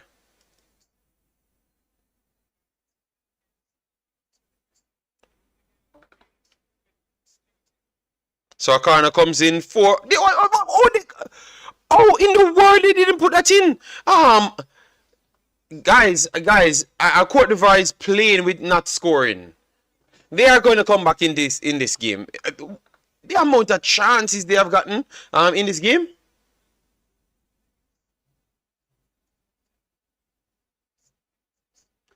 But 1-0 so far. Nigeria taking it and taking the group as what we expected. Cote d'Ivoire not living up to the hype. We expected them to be better, at least on their finishing part. They have gotten the chances and have not finished well. But they still have people on the bench to come on to make the differences. I don't think Equatorial Guinea has the same type of power to call upon, but so far they are holding up and they keep getting points, and we keep not giving them the respect. If they can hold on for a winner, they would have been the most impressive team in the entire tournament. Festus, Nigeria wasted a lot of chance wasted. So let me discuss the Nigeria game from the back. I think that this is one of the poorest games for Nigeria. At least one of the poorest first halves. All right. The back line, I do believe that Ajayi is a little bit slower today. Kenneth does not look the strongest on his ball. Bassi is the only one I could say he's very strong because he's very naturally strong. Yes, in midfield, Iwobi would be needed. I think Iwobi would move the ball faster than Aribo. Yeah, Iwobi moves the ball faster than Aribo because he's naturally of a winger. He's a traditional winger, attacking midfielder, So his eye for the ball and determination to make that peach of a pass, it's more decisive from my side. Let me know if you agree on that term. Yes. So that's what they are missing right there. Moses, thought that Moses pretty poor and slow. At the start, Chukwueze, slow just the same.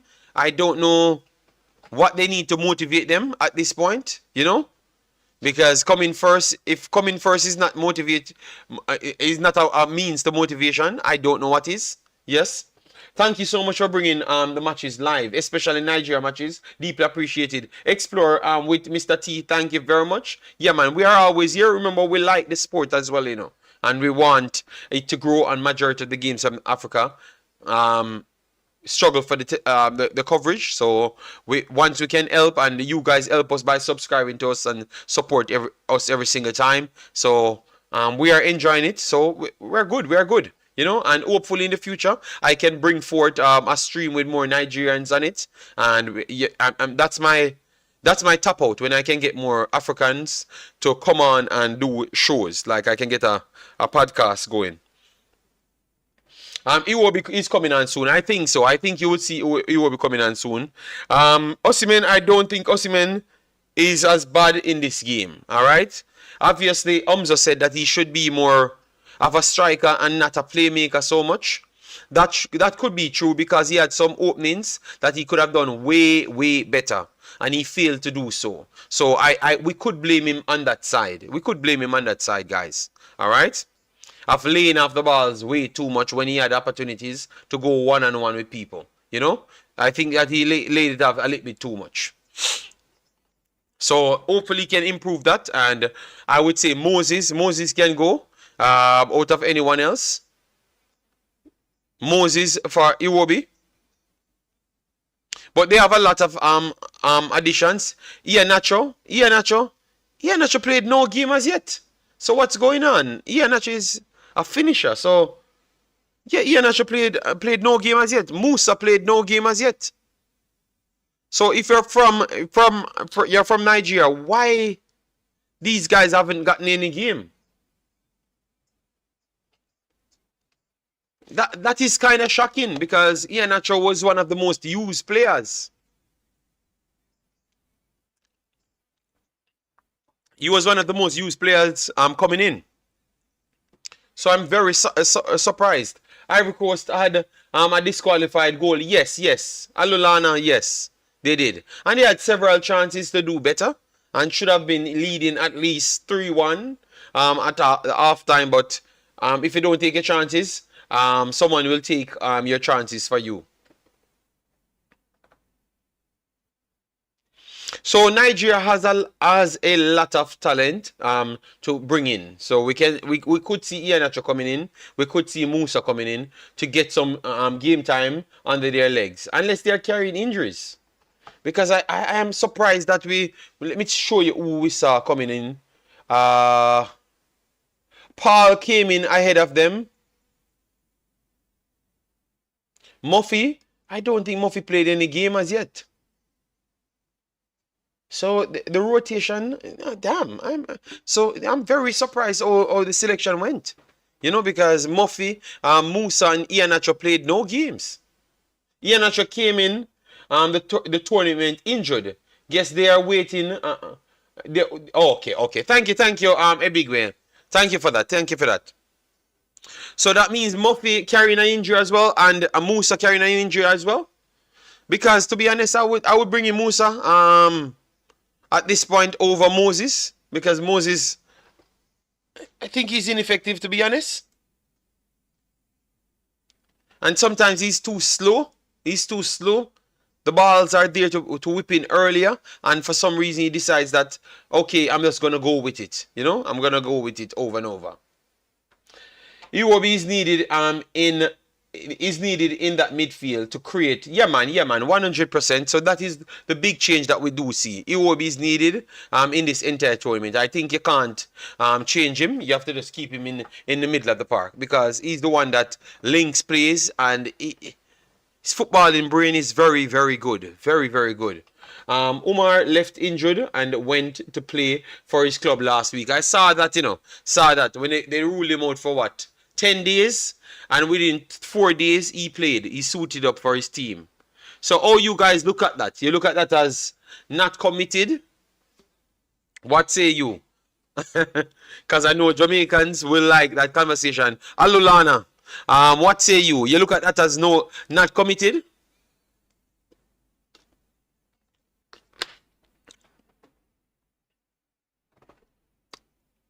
Okay, they are okay, but they are not playing.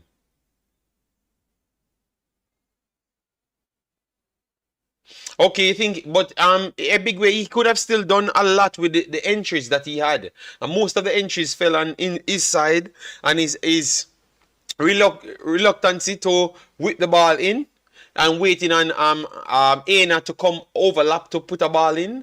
You can't be a winger and afraid to square balls. You understand me? So that is my problem right here. Not a good sign. Nigerians will remember that, as I will. Okay. So you guys do look at those situations. Well, that's the tough one. That's a tough one, and he can't be going around doing that over and over, or else he will find himself in tough positions. That's all I can say. Okay. Ebigwe said that it's not his fault. It was let me bring up what you guys are saying on the screen. Guys, come on, hit the like button, guys. Come on, hit the like button. We have not hit even 100 likes as yet, and we are almost 1.5 hours in. So that is not a good sign. That simply means we are not having a good stream. Ebigwe says it's not Sadiq's fault. He wanted to stay, but the medical team ruled him unfit. So it is. You should blame the Nigerian team. All right, and a lot of these teams, international teams, because they don't want to fit the bills.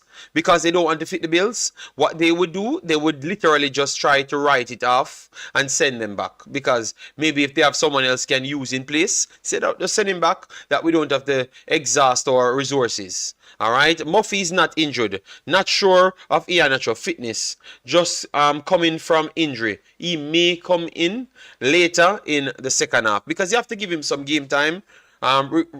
Because if you brought them to use them, you have to give him some game time. And why didn't Ivory Coast call up Zaha? Don't know. I don't know what's going on. We have to do some research on that. All right, I'm going to try and do a separate video to get the research going. But so far it's 1-1 apiece. All right, yes. So let me take the time to get us over 100. Let me take the time to get us over the 100 in the break. All right, second half coming up.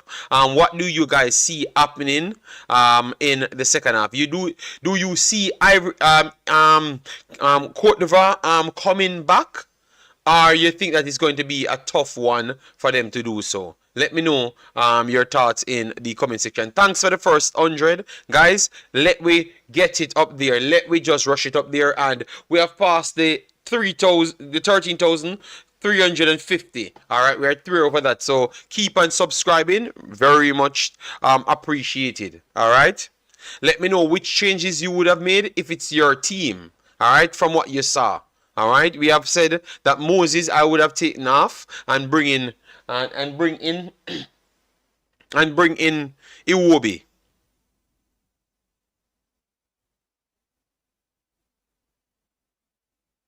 And push Aribo up for a little bit until we can bring in Lookman or one of the forwards, Musa, Iheanacho, Muffy.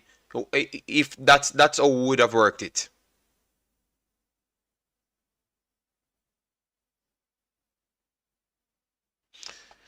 All right, so let me see if we have anything else coming. All right, so we have no comments coming in, so we will just move on with that. And let me get to the Equatorial Guinea game. Let me tell you who they do have to call on. Aurier, I thought that he was good in the last game, but person said in the last game that he pulled up, so maybe that's a problem. Maybe that's a problem for Aurier, but he was listed, so he should be able to play if you're making the bench. All right. So they have a few players that they could definitely bring in. Yeah, but let's see what they have to do. I do believe that they are going to come back in this game and win it. Because the first half was too good for them not being up. So I have a feeling that they're going to come back in this game.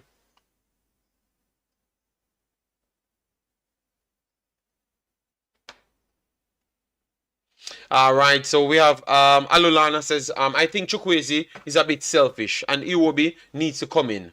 I need that chemistry between Chukwueze and Osimhen. Okay. Take up Moses and bring in Musa. That's what I think on the left-hand side to give him some minutes, at least. So when you truly need them, you can work with them. Iwobi for Chukwueze and push up Aribo. Okay. All right. So you'd have made 2 changes then. Ivory Coast will win 2-1. Yeah, I do believe so because they are the better team by a good stretch.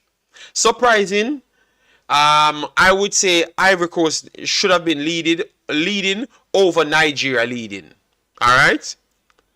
Because the Nigeria game could have been or should have been easy, well, maybe 2-3-1. Surprising. In favor of Guinea-Bissau. Because they have two isolated positions that they never worked on and improve. And that is my biggest problem right there. Could have done much better. But let's see if Nigeria will get it together, because we want to see them getting it together so we know what they can offer in the next round. That is true, JD. Ivory Coast pretty much dominated the first half. Yeah, but we can say that Nigeria never fully dominated this first half, you know. This was more of a balanced game, you know. And slightly, when we talk about clear positions and under control, I would say I would give the chances to Guinea-Bissau over Nigeria. So we need an impressive second half to Nigeria. Yeah, impressive one. An impressive one coming up. All right, players coming out. I'm about to kick off. We will let you know when we do have some substitutions.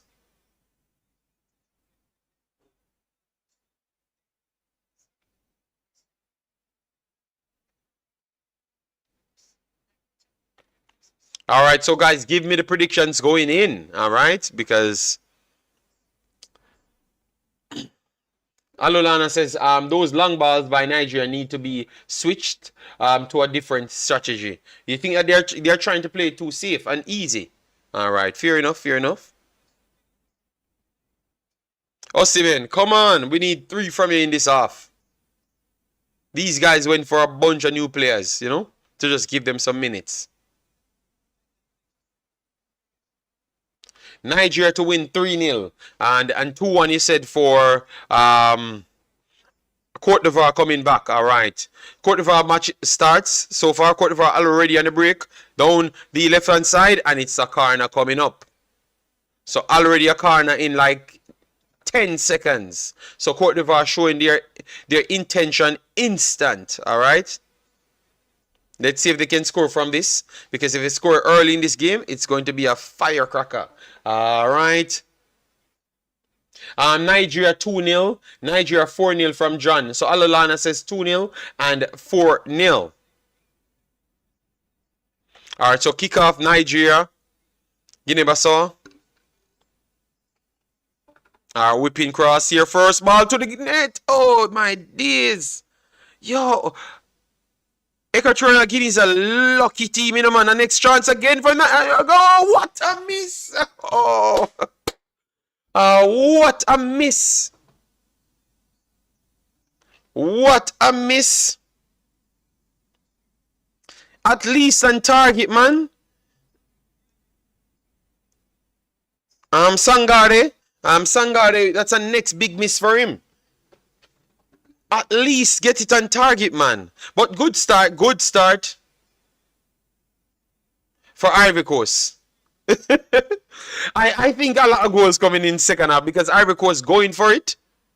And Ivory Coast on the break down the left-hand side. A wonderful turn of pace. And it's another corner for Ivory Coast. So a minute passed and around 3 opportunities so far for Ivory Coast. So believe me, in order for Equatorial Guinea to get away with this, they have to have the masterclass defending. And you have Nigeria. Osimhen, good roll up. And Guinea-Bissau, good recovery here from Osimhen. Tracking back. Beats one. Through pass here from Osimhen. And almost. And they're going to call an offside. So it looks like the goal's coming in. No, that's not offside. Come on. That's not offside. That's not offside. Ivory Coast 3-1, John says. All right, so John saying that Ivory Coast will blow out Equatorial Guinea in the second half. Ivory Coast still on the ball. And there should be a foul here for Equatorial Guinea.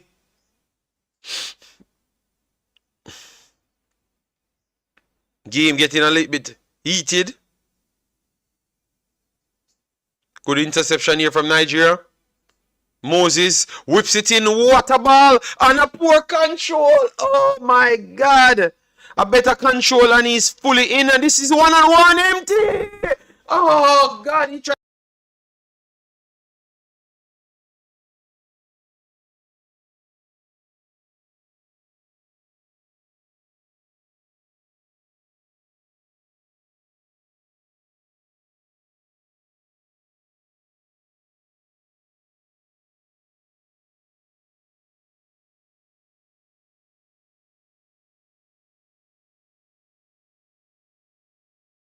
Another wasted chance for Nigeria right there. And it's... So the pass was poor. No, the pass was incredible. The controlling was poor. Then the secondary chance, that's a big wasted chance. And it was from, I think it was by Moses as well. 1-on-1 here, keeper comes out, clear his line. So good pressure from Nigeria. Good start from Nigeria. Good start from Nigeria. Thanks to all the subscription guys coming in.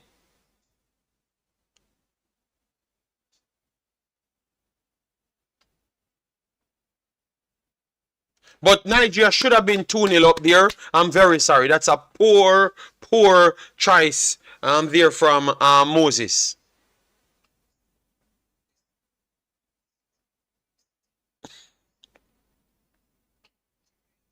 A poor back pass here, but it went through. Nigeria trying to pressure. Nigeria won it back, and the goalkeeper came, and it will be Guinea-Bissau's ball.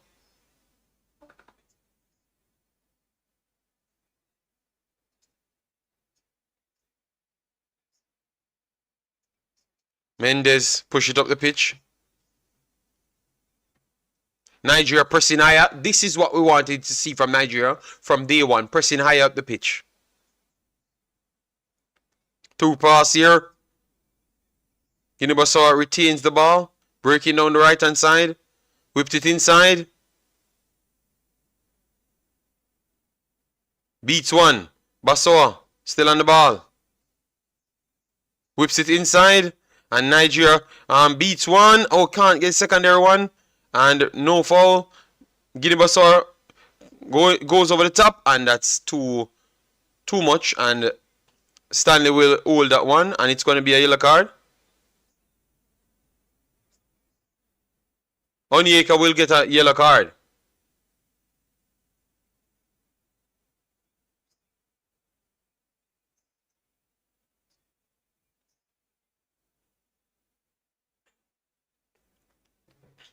I think that is that should be Onyeka's second yellow, you know. I will have to check it. And 2 yellows naturally means you're out of the you're out for the next match. In the group stage, I will have to read the rule if they do it the same in Afcon.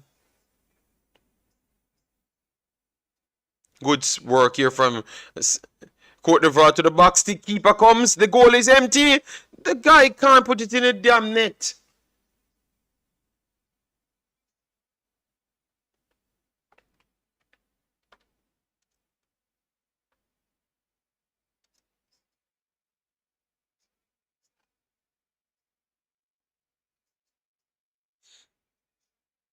Not even on target. So he could have made one of them handle the ball or something.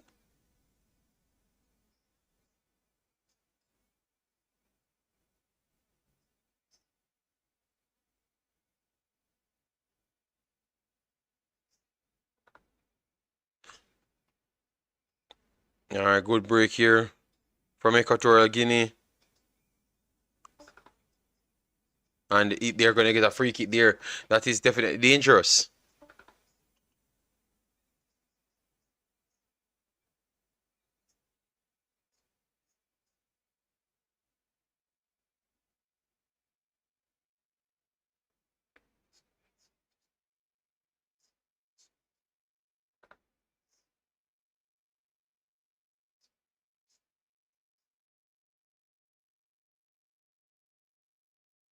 Osimhen, 1-on-1. Osimhen goes wide and no one following up.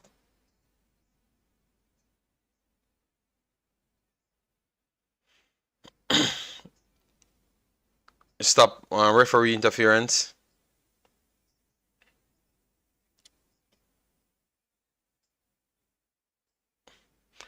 I've never said he had. I said I'm not sure if it is his second. So I never said he had before. I literally said I was not sure.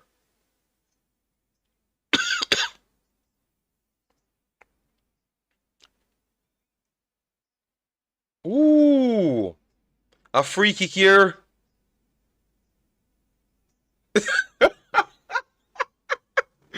No, no, no, no, no. Cote d'Ivoire might not qualify. What kind of save is that from the goalkeeper?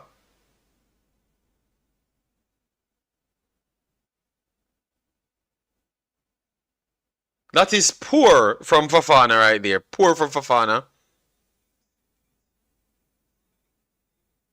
A good bounce here. Press from Nigeria. Oh, Siman too slow. But Nigeria continues. Poor pass from Nigeria. Good recovery. And it's a throw in. It's a throw in for Guinea-Bissau.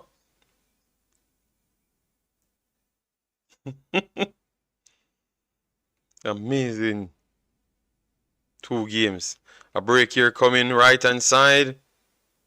Cote d'Ivoire, good turn. Whips it, stabs it, and it goes wide. So another wasted chance there from Fofana. Just, you guys are bigger. Just bully your way into the goal.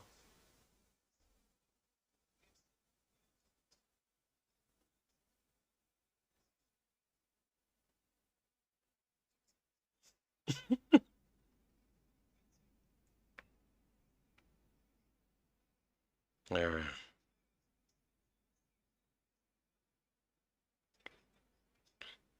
Alright, flick on. Nigeria. Oh, this is a one-on-one. Good place. None. Oh, what happened there? What's up with Moses?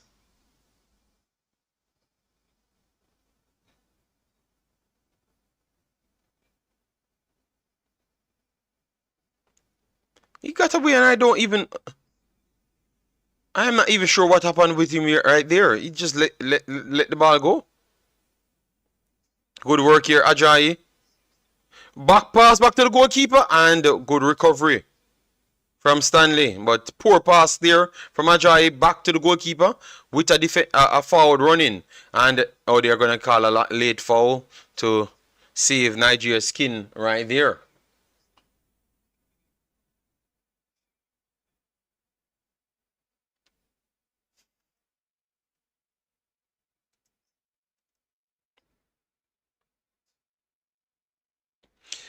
And at this point, Equatorial Guinea going down over and over. Trying to get cards. Yeah, what he got a touch in his face right there.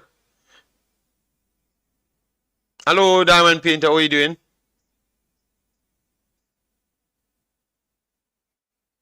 Is it lunchtime now? Let me know. Alright, so we have Nigeria building from the halfway line. Beat 1, 2 over the top. Let's see if they can keep it inside. Aina on it. He's going to cut inside. Come on, man. Too slow again. And then you have Moses. He goes finally inside. Back to Aina. Aina will push it to the back stick. Osimhen can't. What happened there? Okay. Alright, I will call it soon. You'll call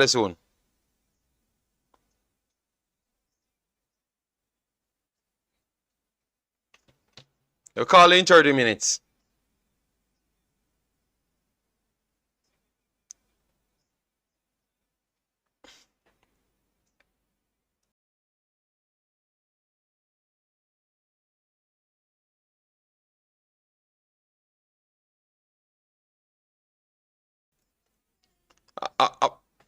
Good try there from Guinea-Bissau.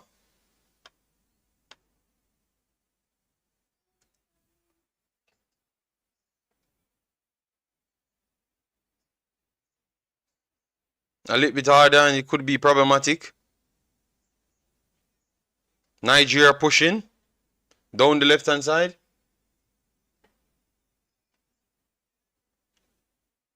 Oh, Moses trying. Better there for Moses. And it's a corner coming up. And they said it's goal kick.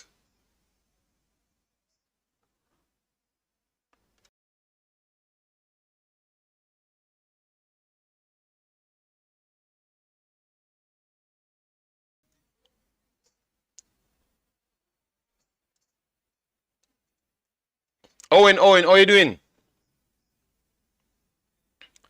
We have some tough results going on here. We have Cote d'Ivoire losing. And we have Nigeria leading. But we have Guinea-Bissau still getting good opportunities. And Nigeria got some good opportunities as well to really seal it. All right. Nigeria intercept again, but decided they're gonna reset. All right, wonderful 1-2 here. Cuts inside. Oh, poor pass again, but the deflection goes to them. Osimhen and the ball whips it, put it across. Osimhen just put it in a penalty spot. Just get a shot off. Go down. Penalty referee. Referee, call the penalty referee. Oh, is that not a penalty? That they continue play. Nigeria is out. Oh, this all should be 2-0. 2-0.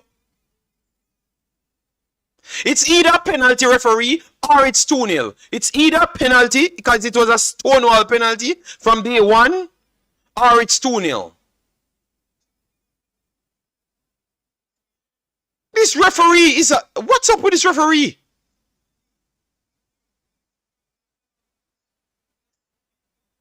It has to be a goal or a penalty. Yeah, Osimhen was offside. No, Osimhen is not offside when the ball comes in. That's not offside.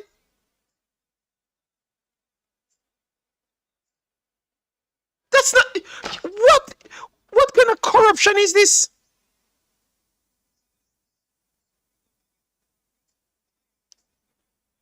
Wow!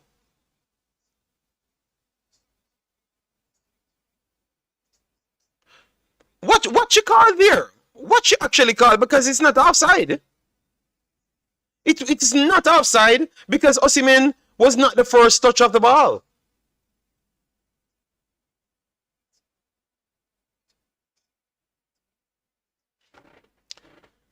No, I need to see about that play because I don't know what you called there. It is a penalty. She didn't call it. Niger whipping in. Next block.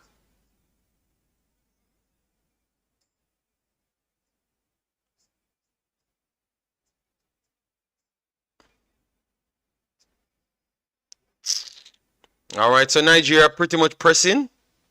A goal coming from either side. And it's going to be a free kick, Nigeria.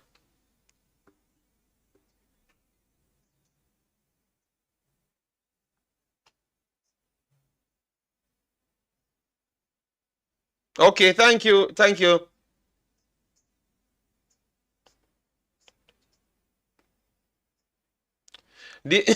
I don't know what she called there. I need to see that playback because even the commentator seems like he's confused. But the free kick coming up and it's still 1-0.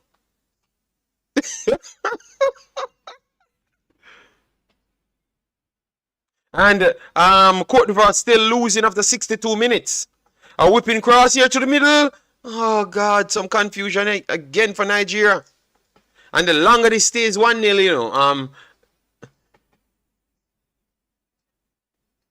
And a break here coming for Nigeria over the right-hand side. Good position. Aribo works it wide. Puts it in because they're at the back stick. Aina overlapped. Whipped it inside. Good spacing. Cut inside. Why you keep on going down the line? He's still on the line and it's another corner coming in. The games, them are people going for it, guys. People going for it. Both teams going for it. And some subs coming in for Nigeria.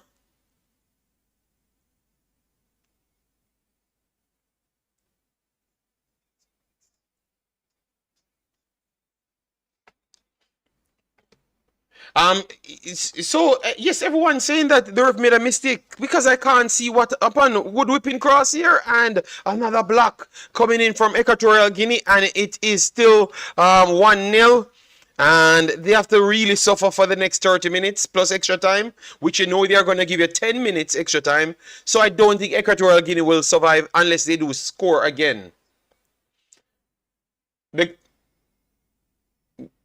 Oh, VAR was right. Okay, I will watch the replay. I will watch the replay. So Aribo off, guys. Iwobi is on. Iwobi is on. So we wanted a change a long time. So let's see. And we have a few changes coming in for Cote d'Ivoire as well. So Cote d'Ivoire trying to go for it. Oh, they said Osimhen handled the ball. He handled the ball. Okay, okay. It's an handball they called. I can't hear it. So, but remember, it was a penalty from before. So, any way you want to flip it.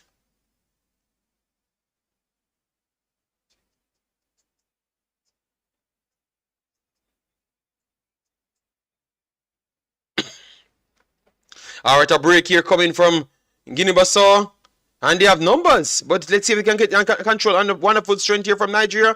Nigeria breaking on the other hand. Oh, this is nice. 1-on-1 coming down the left flank. Moses cuts inside, beats one, drop the shoulder. Works to the penalty spot and he's going to blast it. And it's wide and low. But at least better here from Iwobi. Iwobi already latched on something in minutes.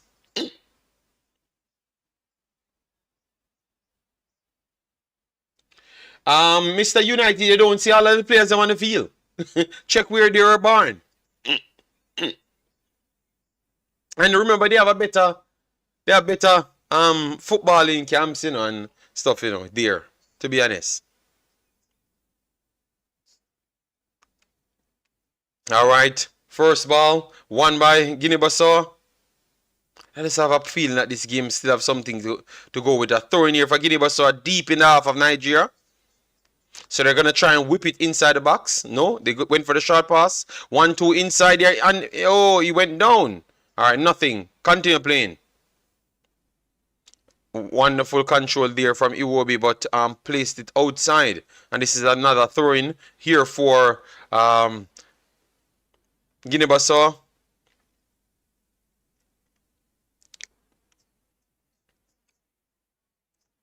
I don't know how long Equatorial Guinea can keep this thing up for. These guys just playing in their defensive third. And next break again from... Oh, what a goal! Oh, they are going to call offside? It has to be a goal. Come on, come on. Don't rule this one out. So, it's 1-1. It should be 1-1. But it was tight. So, let's see if they're going to call it off. But it should be 1-1 because Ivory Coast dominating the play.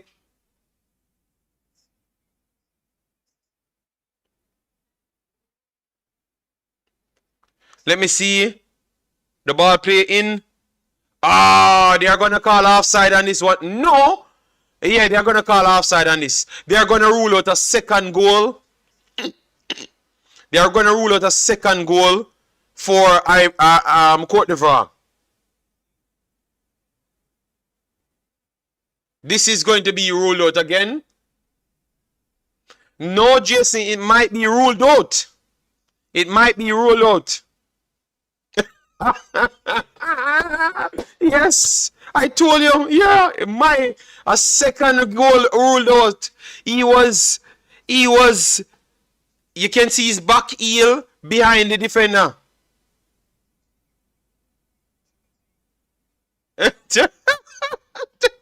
They are dominating this game. My boy on the bench crying. Bro, you never scored the chances. So you can't go on the bench to cry. Alright?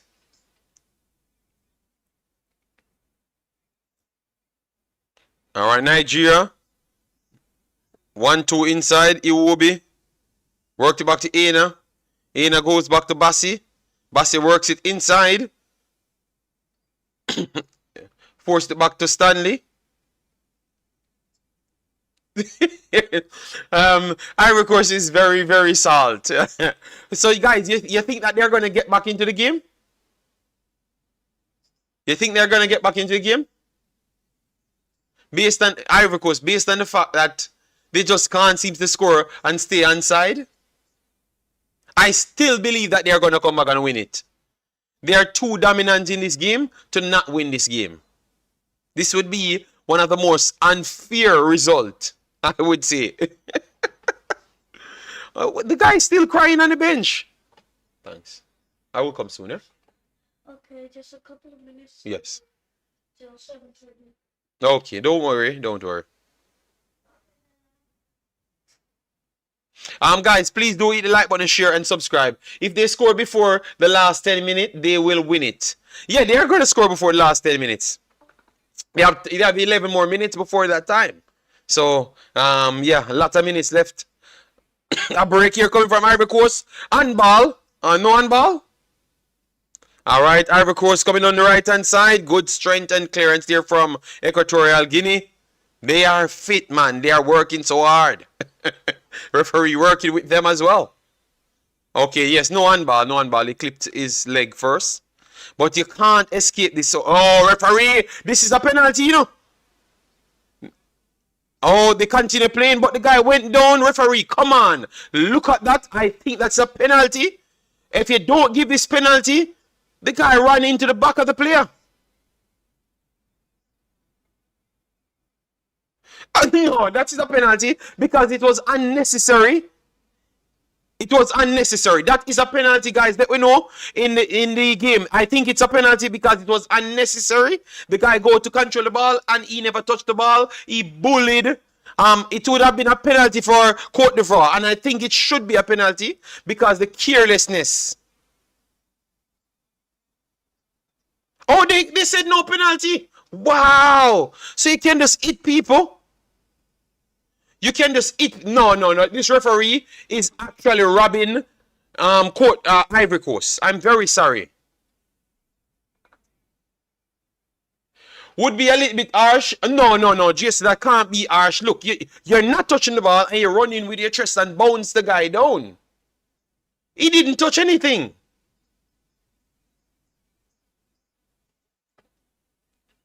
All right.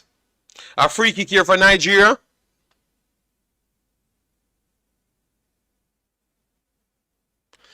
I don't think it would have been harsh though. I don't think so. And then an handball here for against Cote d'Ivoire. So this is an opportunity for Equatorial Guinea to go 2-0 up. But the tournament is in Ivory Coast, so don't think they would cheat against them. No, calls all over the place, but that call was not in their favor. That could have easily well been a penalty, Jason. If it was Arsenal got that, you would be screaming penalty because I saw Arsenal score a fraudulent second goal and I'm surprised you never talked about it. Yeah.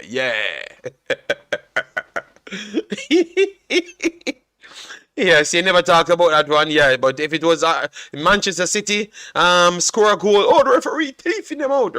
The guy come. I don't stay like that. Shit. No. Arsenal fraudulent second goal where the man impede and push down the goalkeeper and it was still allowed because it was in the Emirates. Free kick. What a goal. 2-0. Equatorial Guinea 2-0. Oh my. This is the most unfair result ever. 2-0 Equatorial Guinea by a super free kick. I told you they could score off this free kick. 2-0. And they are going to go up at, above Nigeria.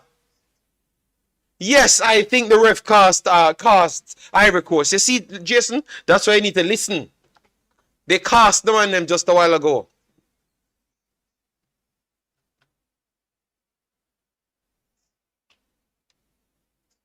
Damn. What an unfair game. 2-0. Wow. Oh my God. Gee, I don't know what to say. So 2-0 Equatorial Guinea over Ivory Coast.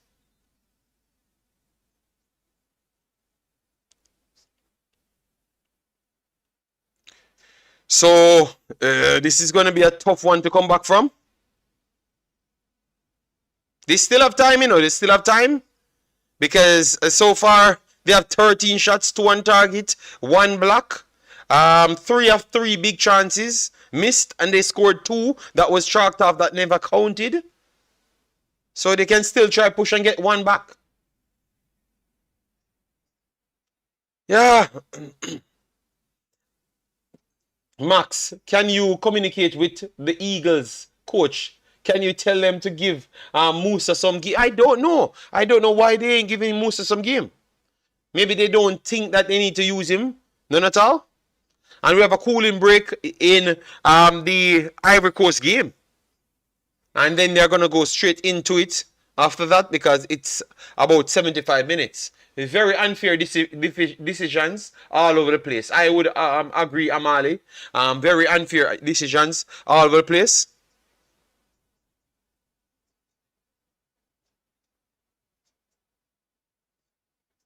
What am I seeing? It's done, guys. It's done. It's done. The group wins. Equatorial Guinea broke the line. 1-2. 3-0 Equatorial Guinea over Ivory Coast. 3-0. Everyone on the bench crying now, so it's done. It's done, guys. It's done. Wow. And they are going to be at the top because Nigeria keep playing with scoring goals. So Equatorial Guinea takes top spot.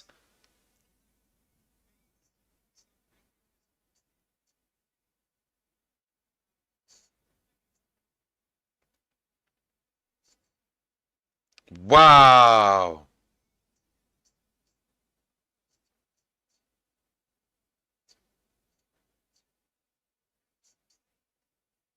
All right, so we have Guinea-Bissau. Damn.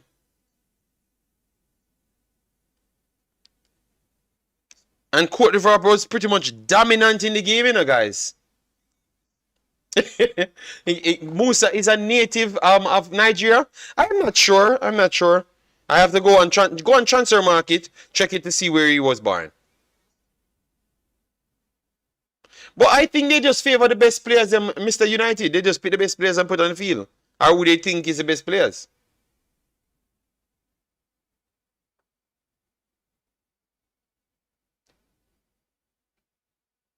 I think Cote d'Ivoire is it's gonna be tough for them to go through, you know, because they are on 3 points, but now they are on -2 goal difference. So that goal difference will haunt them. They need to get back some goals at least.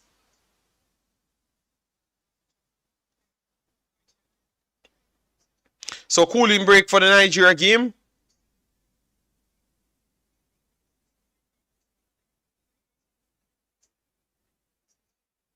Oh, next chance wasted again for Ivory Coast. Man, this is just a poor game from these guys. Oh, how can they miss these chances? Guys, Ivory Coast could concede 3 and still win this game by 6 clear goals. That's how dominant they were in this game.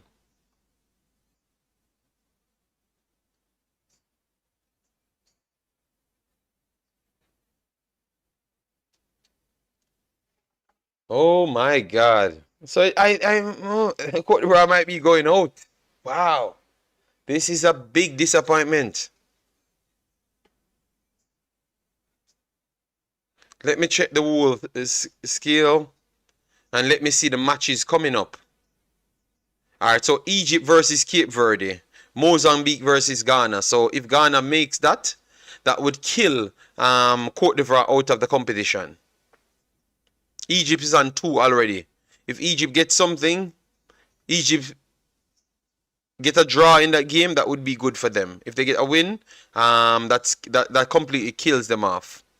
It's gonna be tough for Cote d'Ivoire to stay in.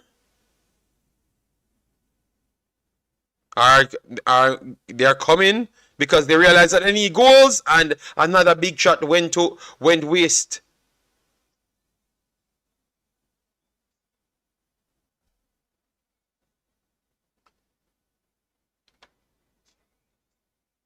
The goal that scored Joseph was scored by a Guinea-Bissau's player. It's a own goal.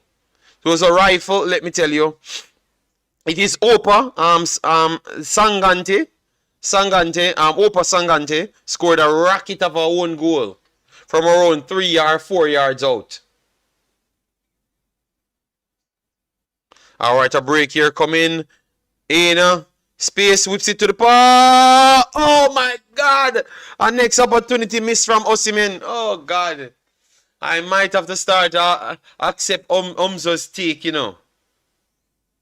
He gets the header down and can't get it on target. Oh no. Once that bounced on target, it's a next goal. This is not the tournament for big Osimhen.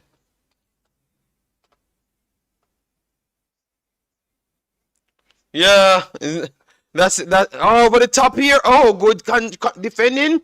And the secondary defending from Nigeria, because that would have been 1-1. All right, a break coming here for Guinea-Bissau. One went down and intercepted. And referee called a late foul. He's officiating it, even though he claims that he's calling a follow through, or a continuation on the foul. But I thought that they made a decision and they lost it, so he should have continued to play there, because a few seconds passed. JD, this is the living testimony that pretty football don't guarantee wins. No, but it was just poor finishing from Cote d'Ivoire, to be honest.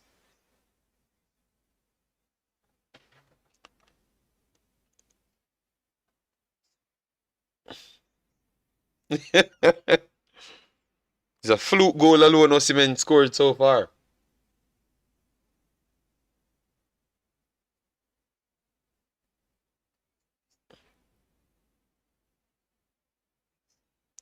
All right, good defending here from Equatorial Guinea. And I still think they can come back and draw 3-3, if they can get a goal back, because they're creating chances after chances.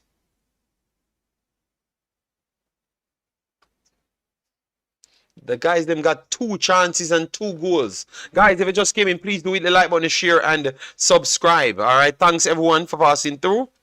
I won't do any post-match on this one. All right, because I have to put my kid to bed right after this. So hope you guys do understand.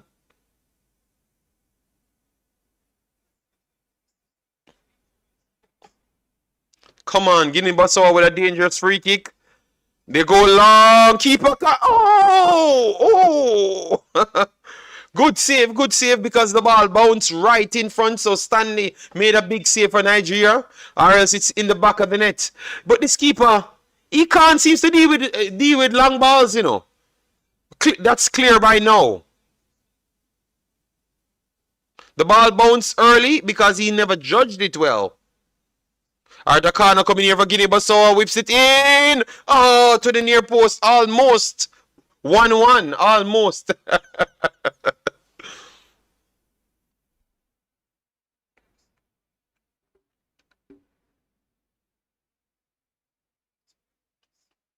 Yes, Jurust, but you still have time. You still have time, Jurust. And the next score, Jurust, it's embarrassing. It's 3-0 Equatorial Guinea. Nigeria on the break, coming down left hand side. Whips it in and oh God, next miss again. Oh Lord.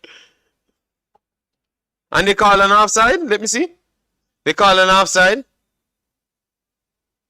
But a next chance wasted for Nigeria.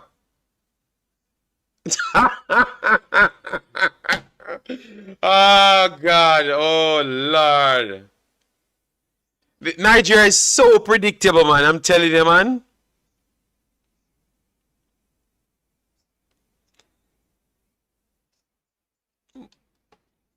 Let's see. Let's see what if they're gonna give this.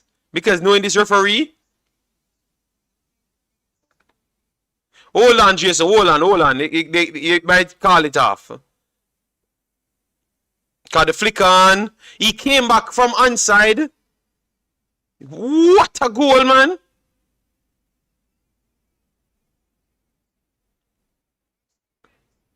Yes, so Nigerians hold your heart together. Let's see. They're gonna look at it. Let me see, because he run from offside to onside. He was trying to do the zigzag position.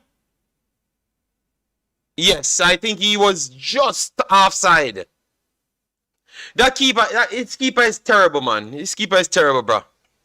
So it remains 1-0. And Nigeria.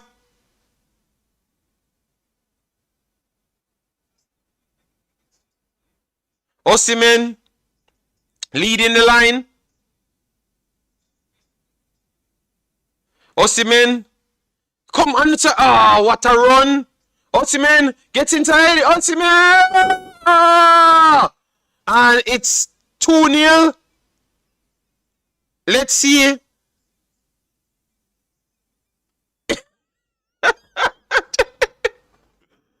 Oh, they call offside.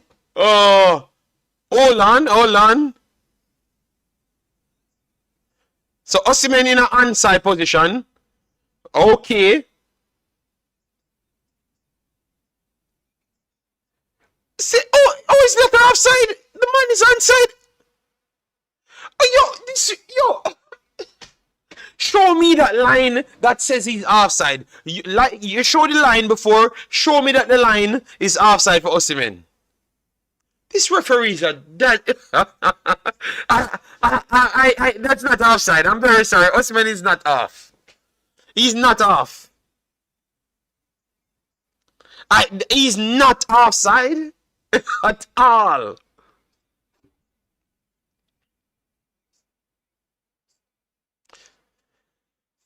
You're just saying things, you know. You're just saying he's not offside.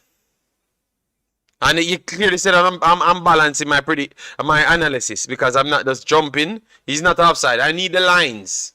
Like we showed the lines the last time, you have not showed the line this time. He wasn't offside. He got back full onside when the ball was passed.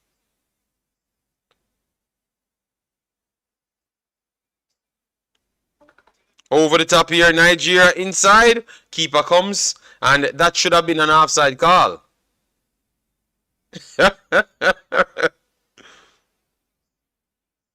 So still 1-0 Nigeria, 84 minutes.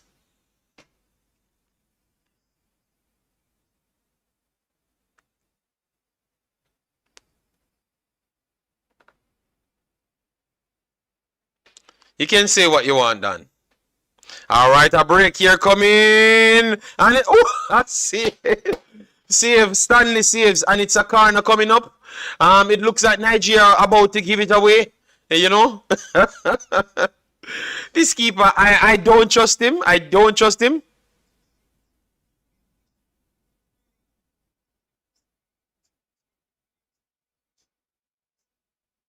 So a corner coming in for...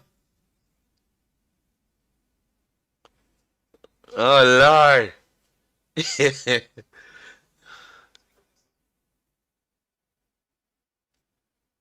Oh, he's better now so by a mile, yeah, but he's not fully better, you know? Alright, good clearance here from Nigeria. Guinea-Bissau coming down the left-hand side. Wonderful defending. Try and save it. But this is bad. With Nigeria trying to protect a 1-0 lead. So if you watch the a break coming here for Equatorial Guinea beats 2. 1-on-1 coming straight to the goalkeeper. He goes off. Let's see if he can put it in the back of the net. What a save! And second one, 4-0. Oh my God! Oh my God! The count of 4-0. Good Lord! They're not qualifying now. That is hit for Cote d'Ivoire. Oh my God.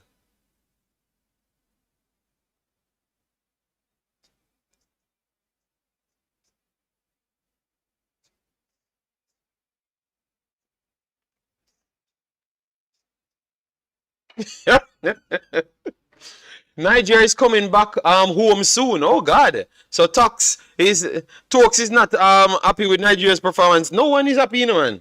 That's what you always said. Nigeria played down to competition. A break here coming on. Guinea-Bissau is brought down. It's a penalty. It's a free kick. Sorry, it's a free kick. Deep in the half. So this could be something to test the keeper again.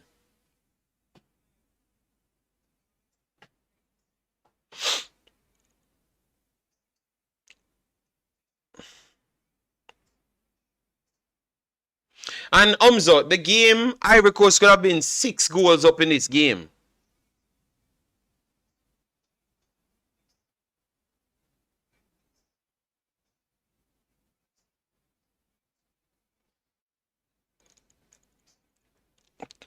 So at this point, guys, at this point,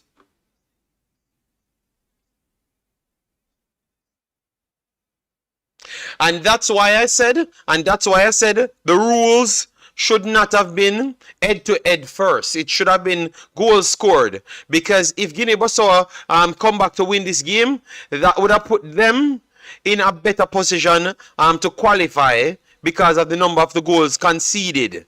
You know? So you can't use it a free kick here, Guinea-Bissau, and it's not on target. You can't use head-to-head first. It should be goal scored or goal difference. Goal difference first, and then goal scored, and then head-to-head last. Head-to-head make it lazy when it comes on to the calculation. Nigeria needs 2 strikers, not 1. Okay. Boniface would have been a good one. Yes, I think it's a very poor way of making that. To say it's head to head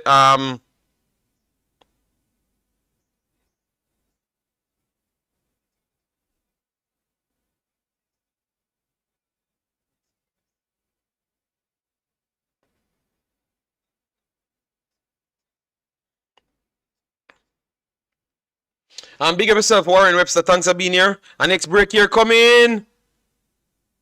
And it's a free kick.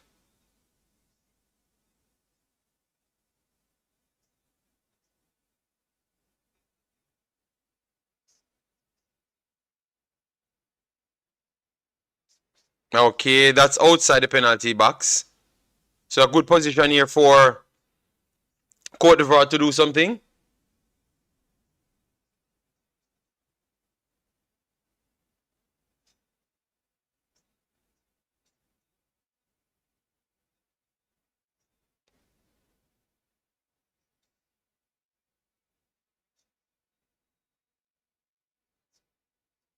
Five minutes extra time in the Nigeria game. And 7 minutes extra time in the Cote d'Ivoire game. Yes, it's 4-0. It's 4-0. That one is done and dusted.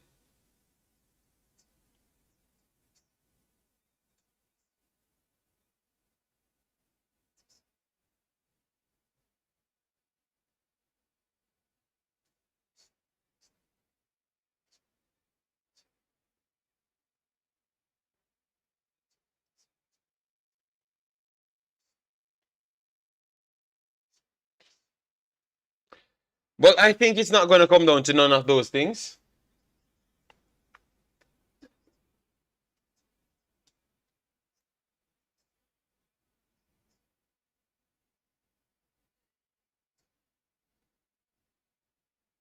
Judgmental deity, their chances is very low. Very, very low. We're going to look at it for maybe like 3-4 minutes. But I think their chances are very, very low to make it to the next round. And you don't want to sit back waiting on teams to drop points. You know? You're at home, you have the better team, you play the better football, you created the better chances on the day. You should not be sitting back waiting on people to decide your fate.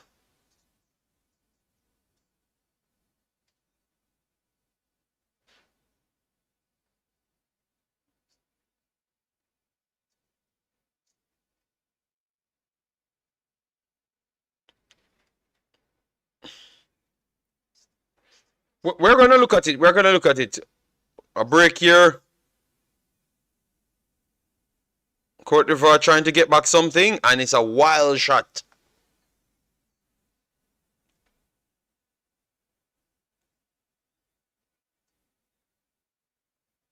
Black Specimen, they did not perform poorly. I think they just missed their chances. They just missed their chances, period. Just like Nigeria, but Nigeria just had some luck to just get one of their chances to go in, or the own goal went in. So Nigeria was just a little bit luckier than Cote d'Ivoire. That's what I'm seeing.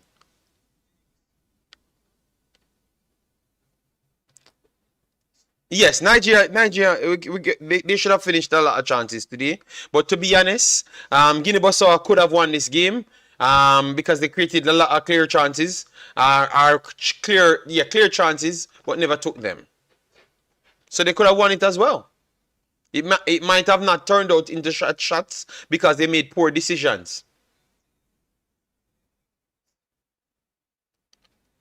Yes, Umza. But if you watch the game, you saw that I should have scored 5-6 goals as well. That's poor finishing.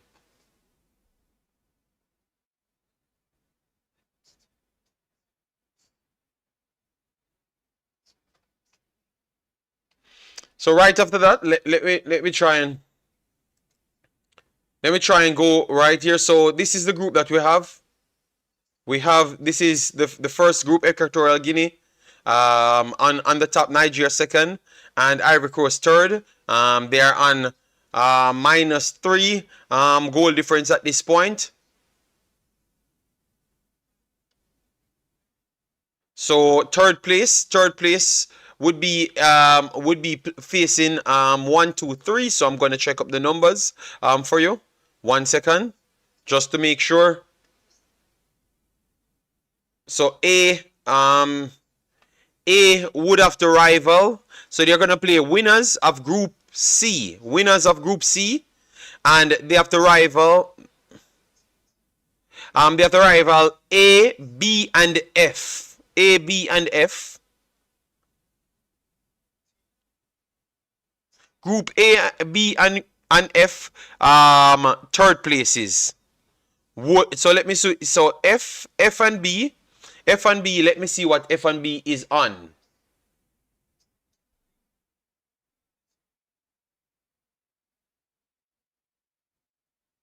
So this is what group.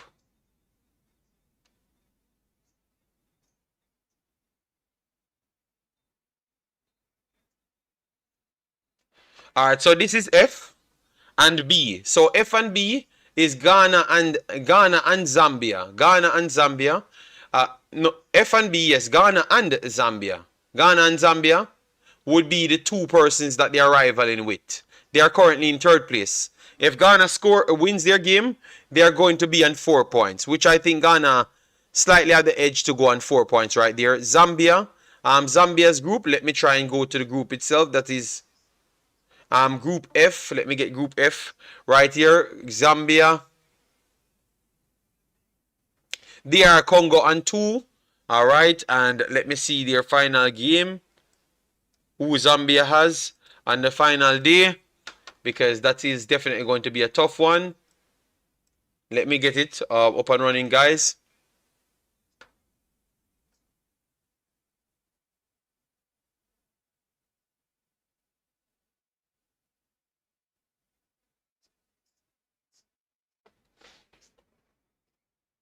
All right, so where's F?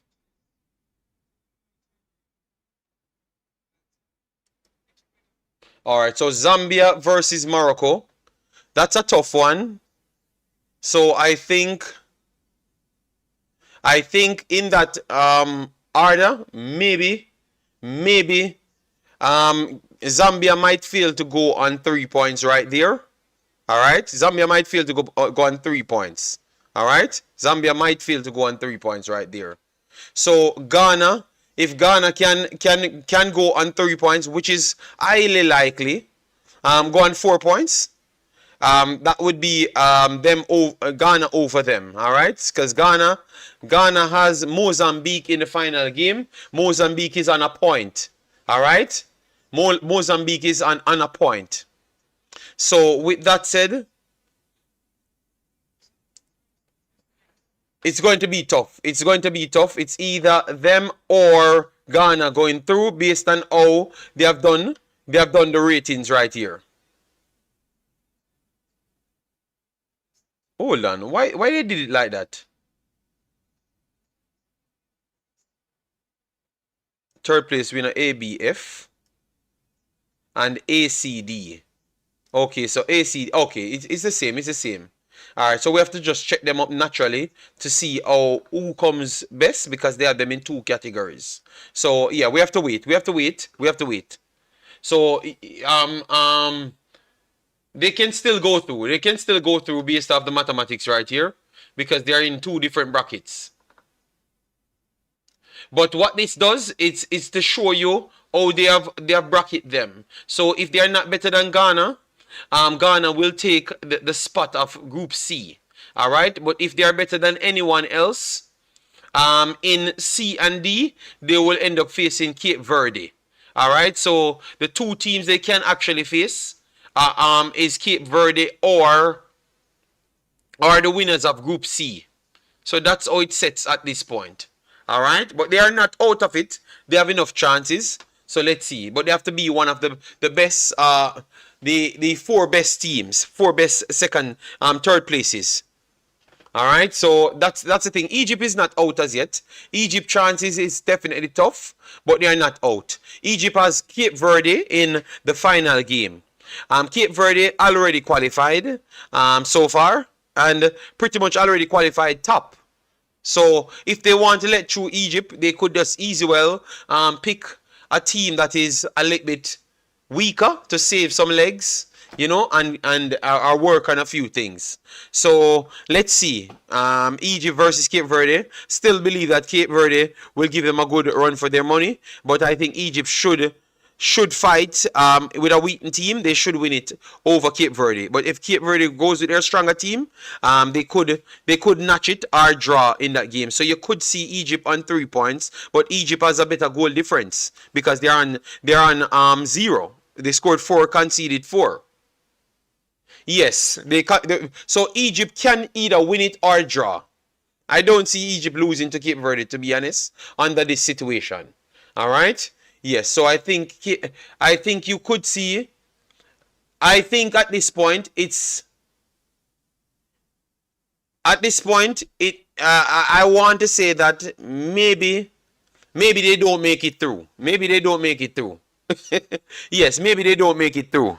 Because Ghana playing Mozambique, Ghana could go on 4 points, which I think they are going to go on 4 points. And Egypt could go on 3 points. And both of those teams would be better with goal difference over them. All right?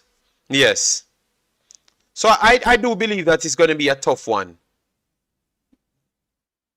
Let themselves down, man.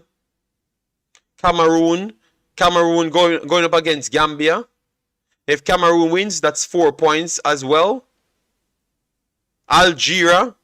Nah. So Algeria going into the final game. And Algeria playing Mauritania. They have not won any games, even though they looked okay. So Algeria will go over 3 points as well, based on what we're seeing. So it's going to be very tough for them to make it out. Namibia is already on 3 points. They are on -3 goal difference, so you would have to love for them to for Mali to maul them a lot of goals. Yes, so it's gonna be tough. It's going to be tough, guys. I think they might be out at this point. But guys, thanks yet again for another great one. Please do hit the like button, share, and subscribe to the channel. I will try to do a post match later though, because I'm a little bit busy. I have to run off just now. Thanks to everyone that hit the like button and supported the stream. It was a good one. Never expected the job in the other game, but that's how it is. Play on the counter and finish your chances, and anything is possible. Terrible host for no, they played okay, man. Come on, they played okay. How can you be I revived, watch the game. It was counters. All of the goals them aside from the free kick came on counters. All of them came on counters. Alright?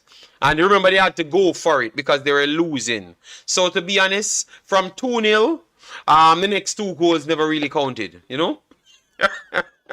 It's crazy to say, but they never really counted, all right? Because they had to come forward for the ball. They had to go forward to try and get back a goal, and obviously you forgot about defending.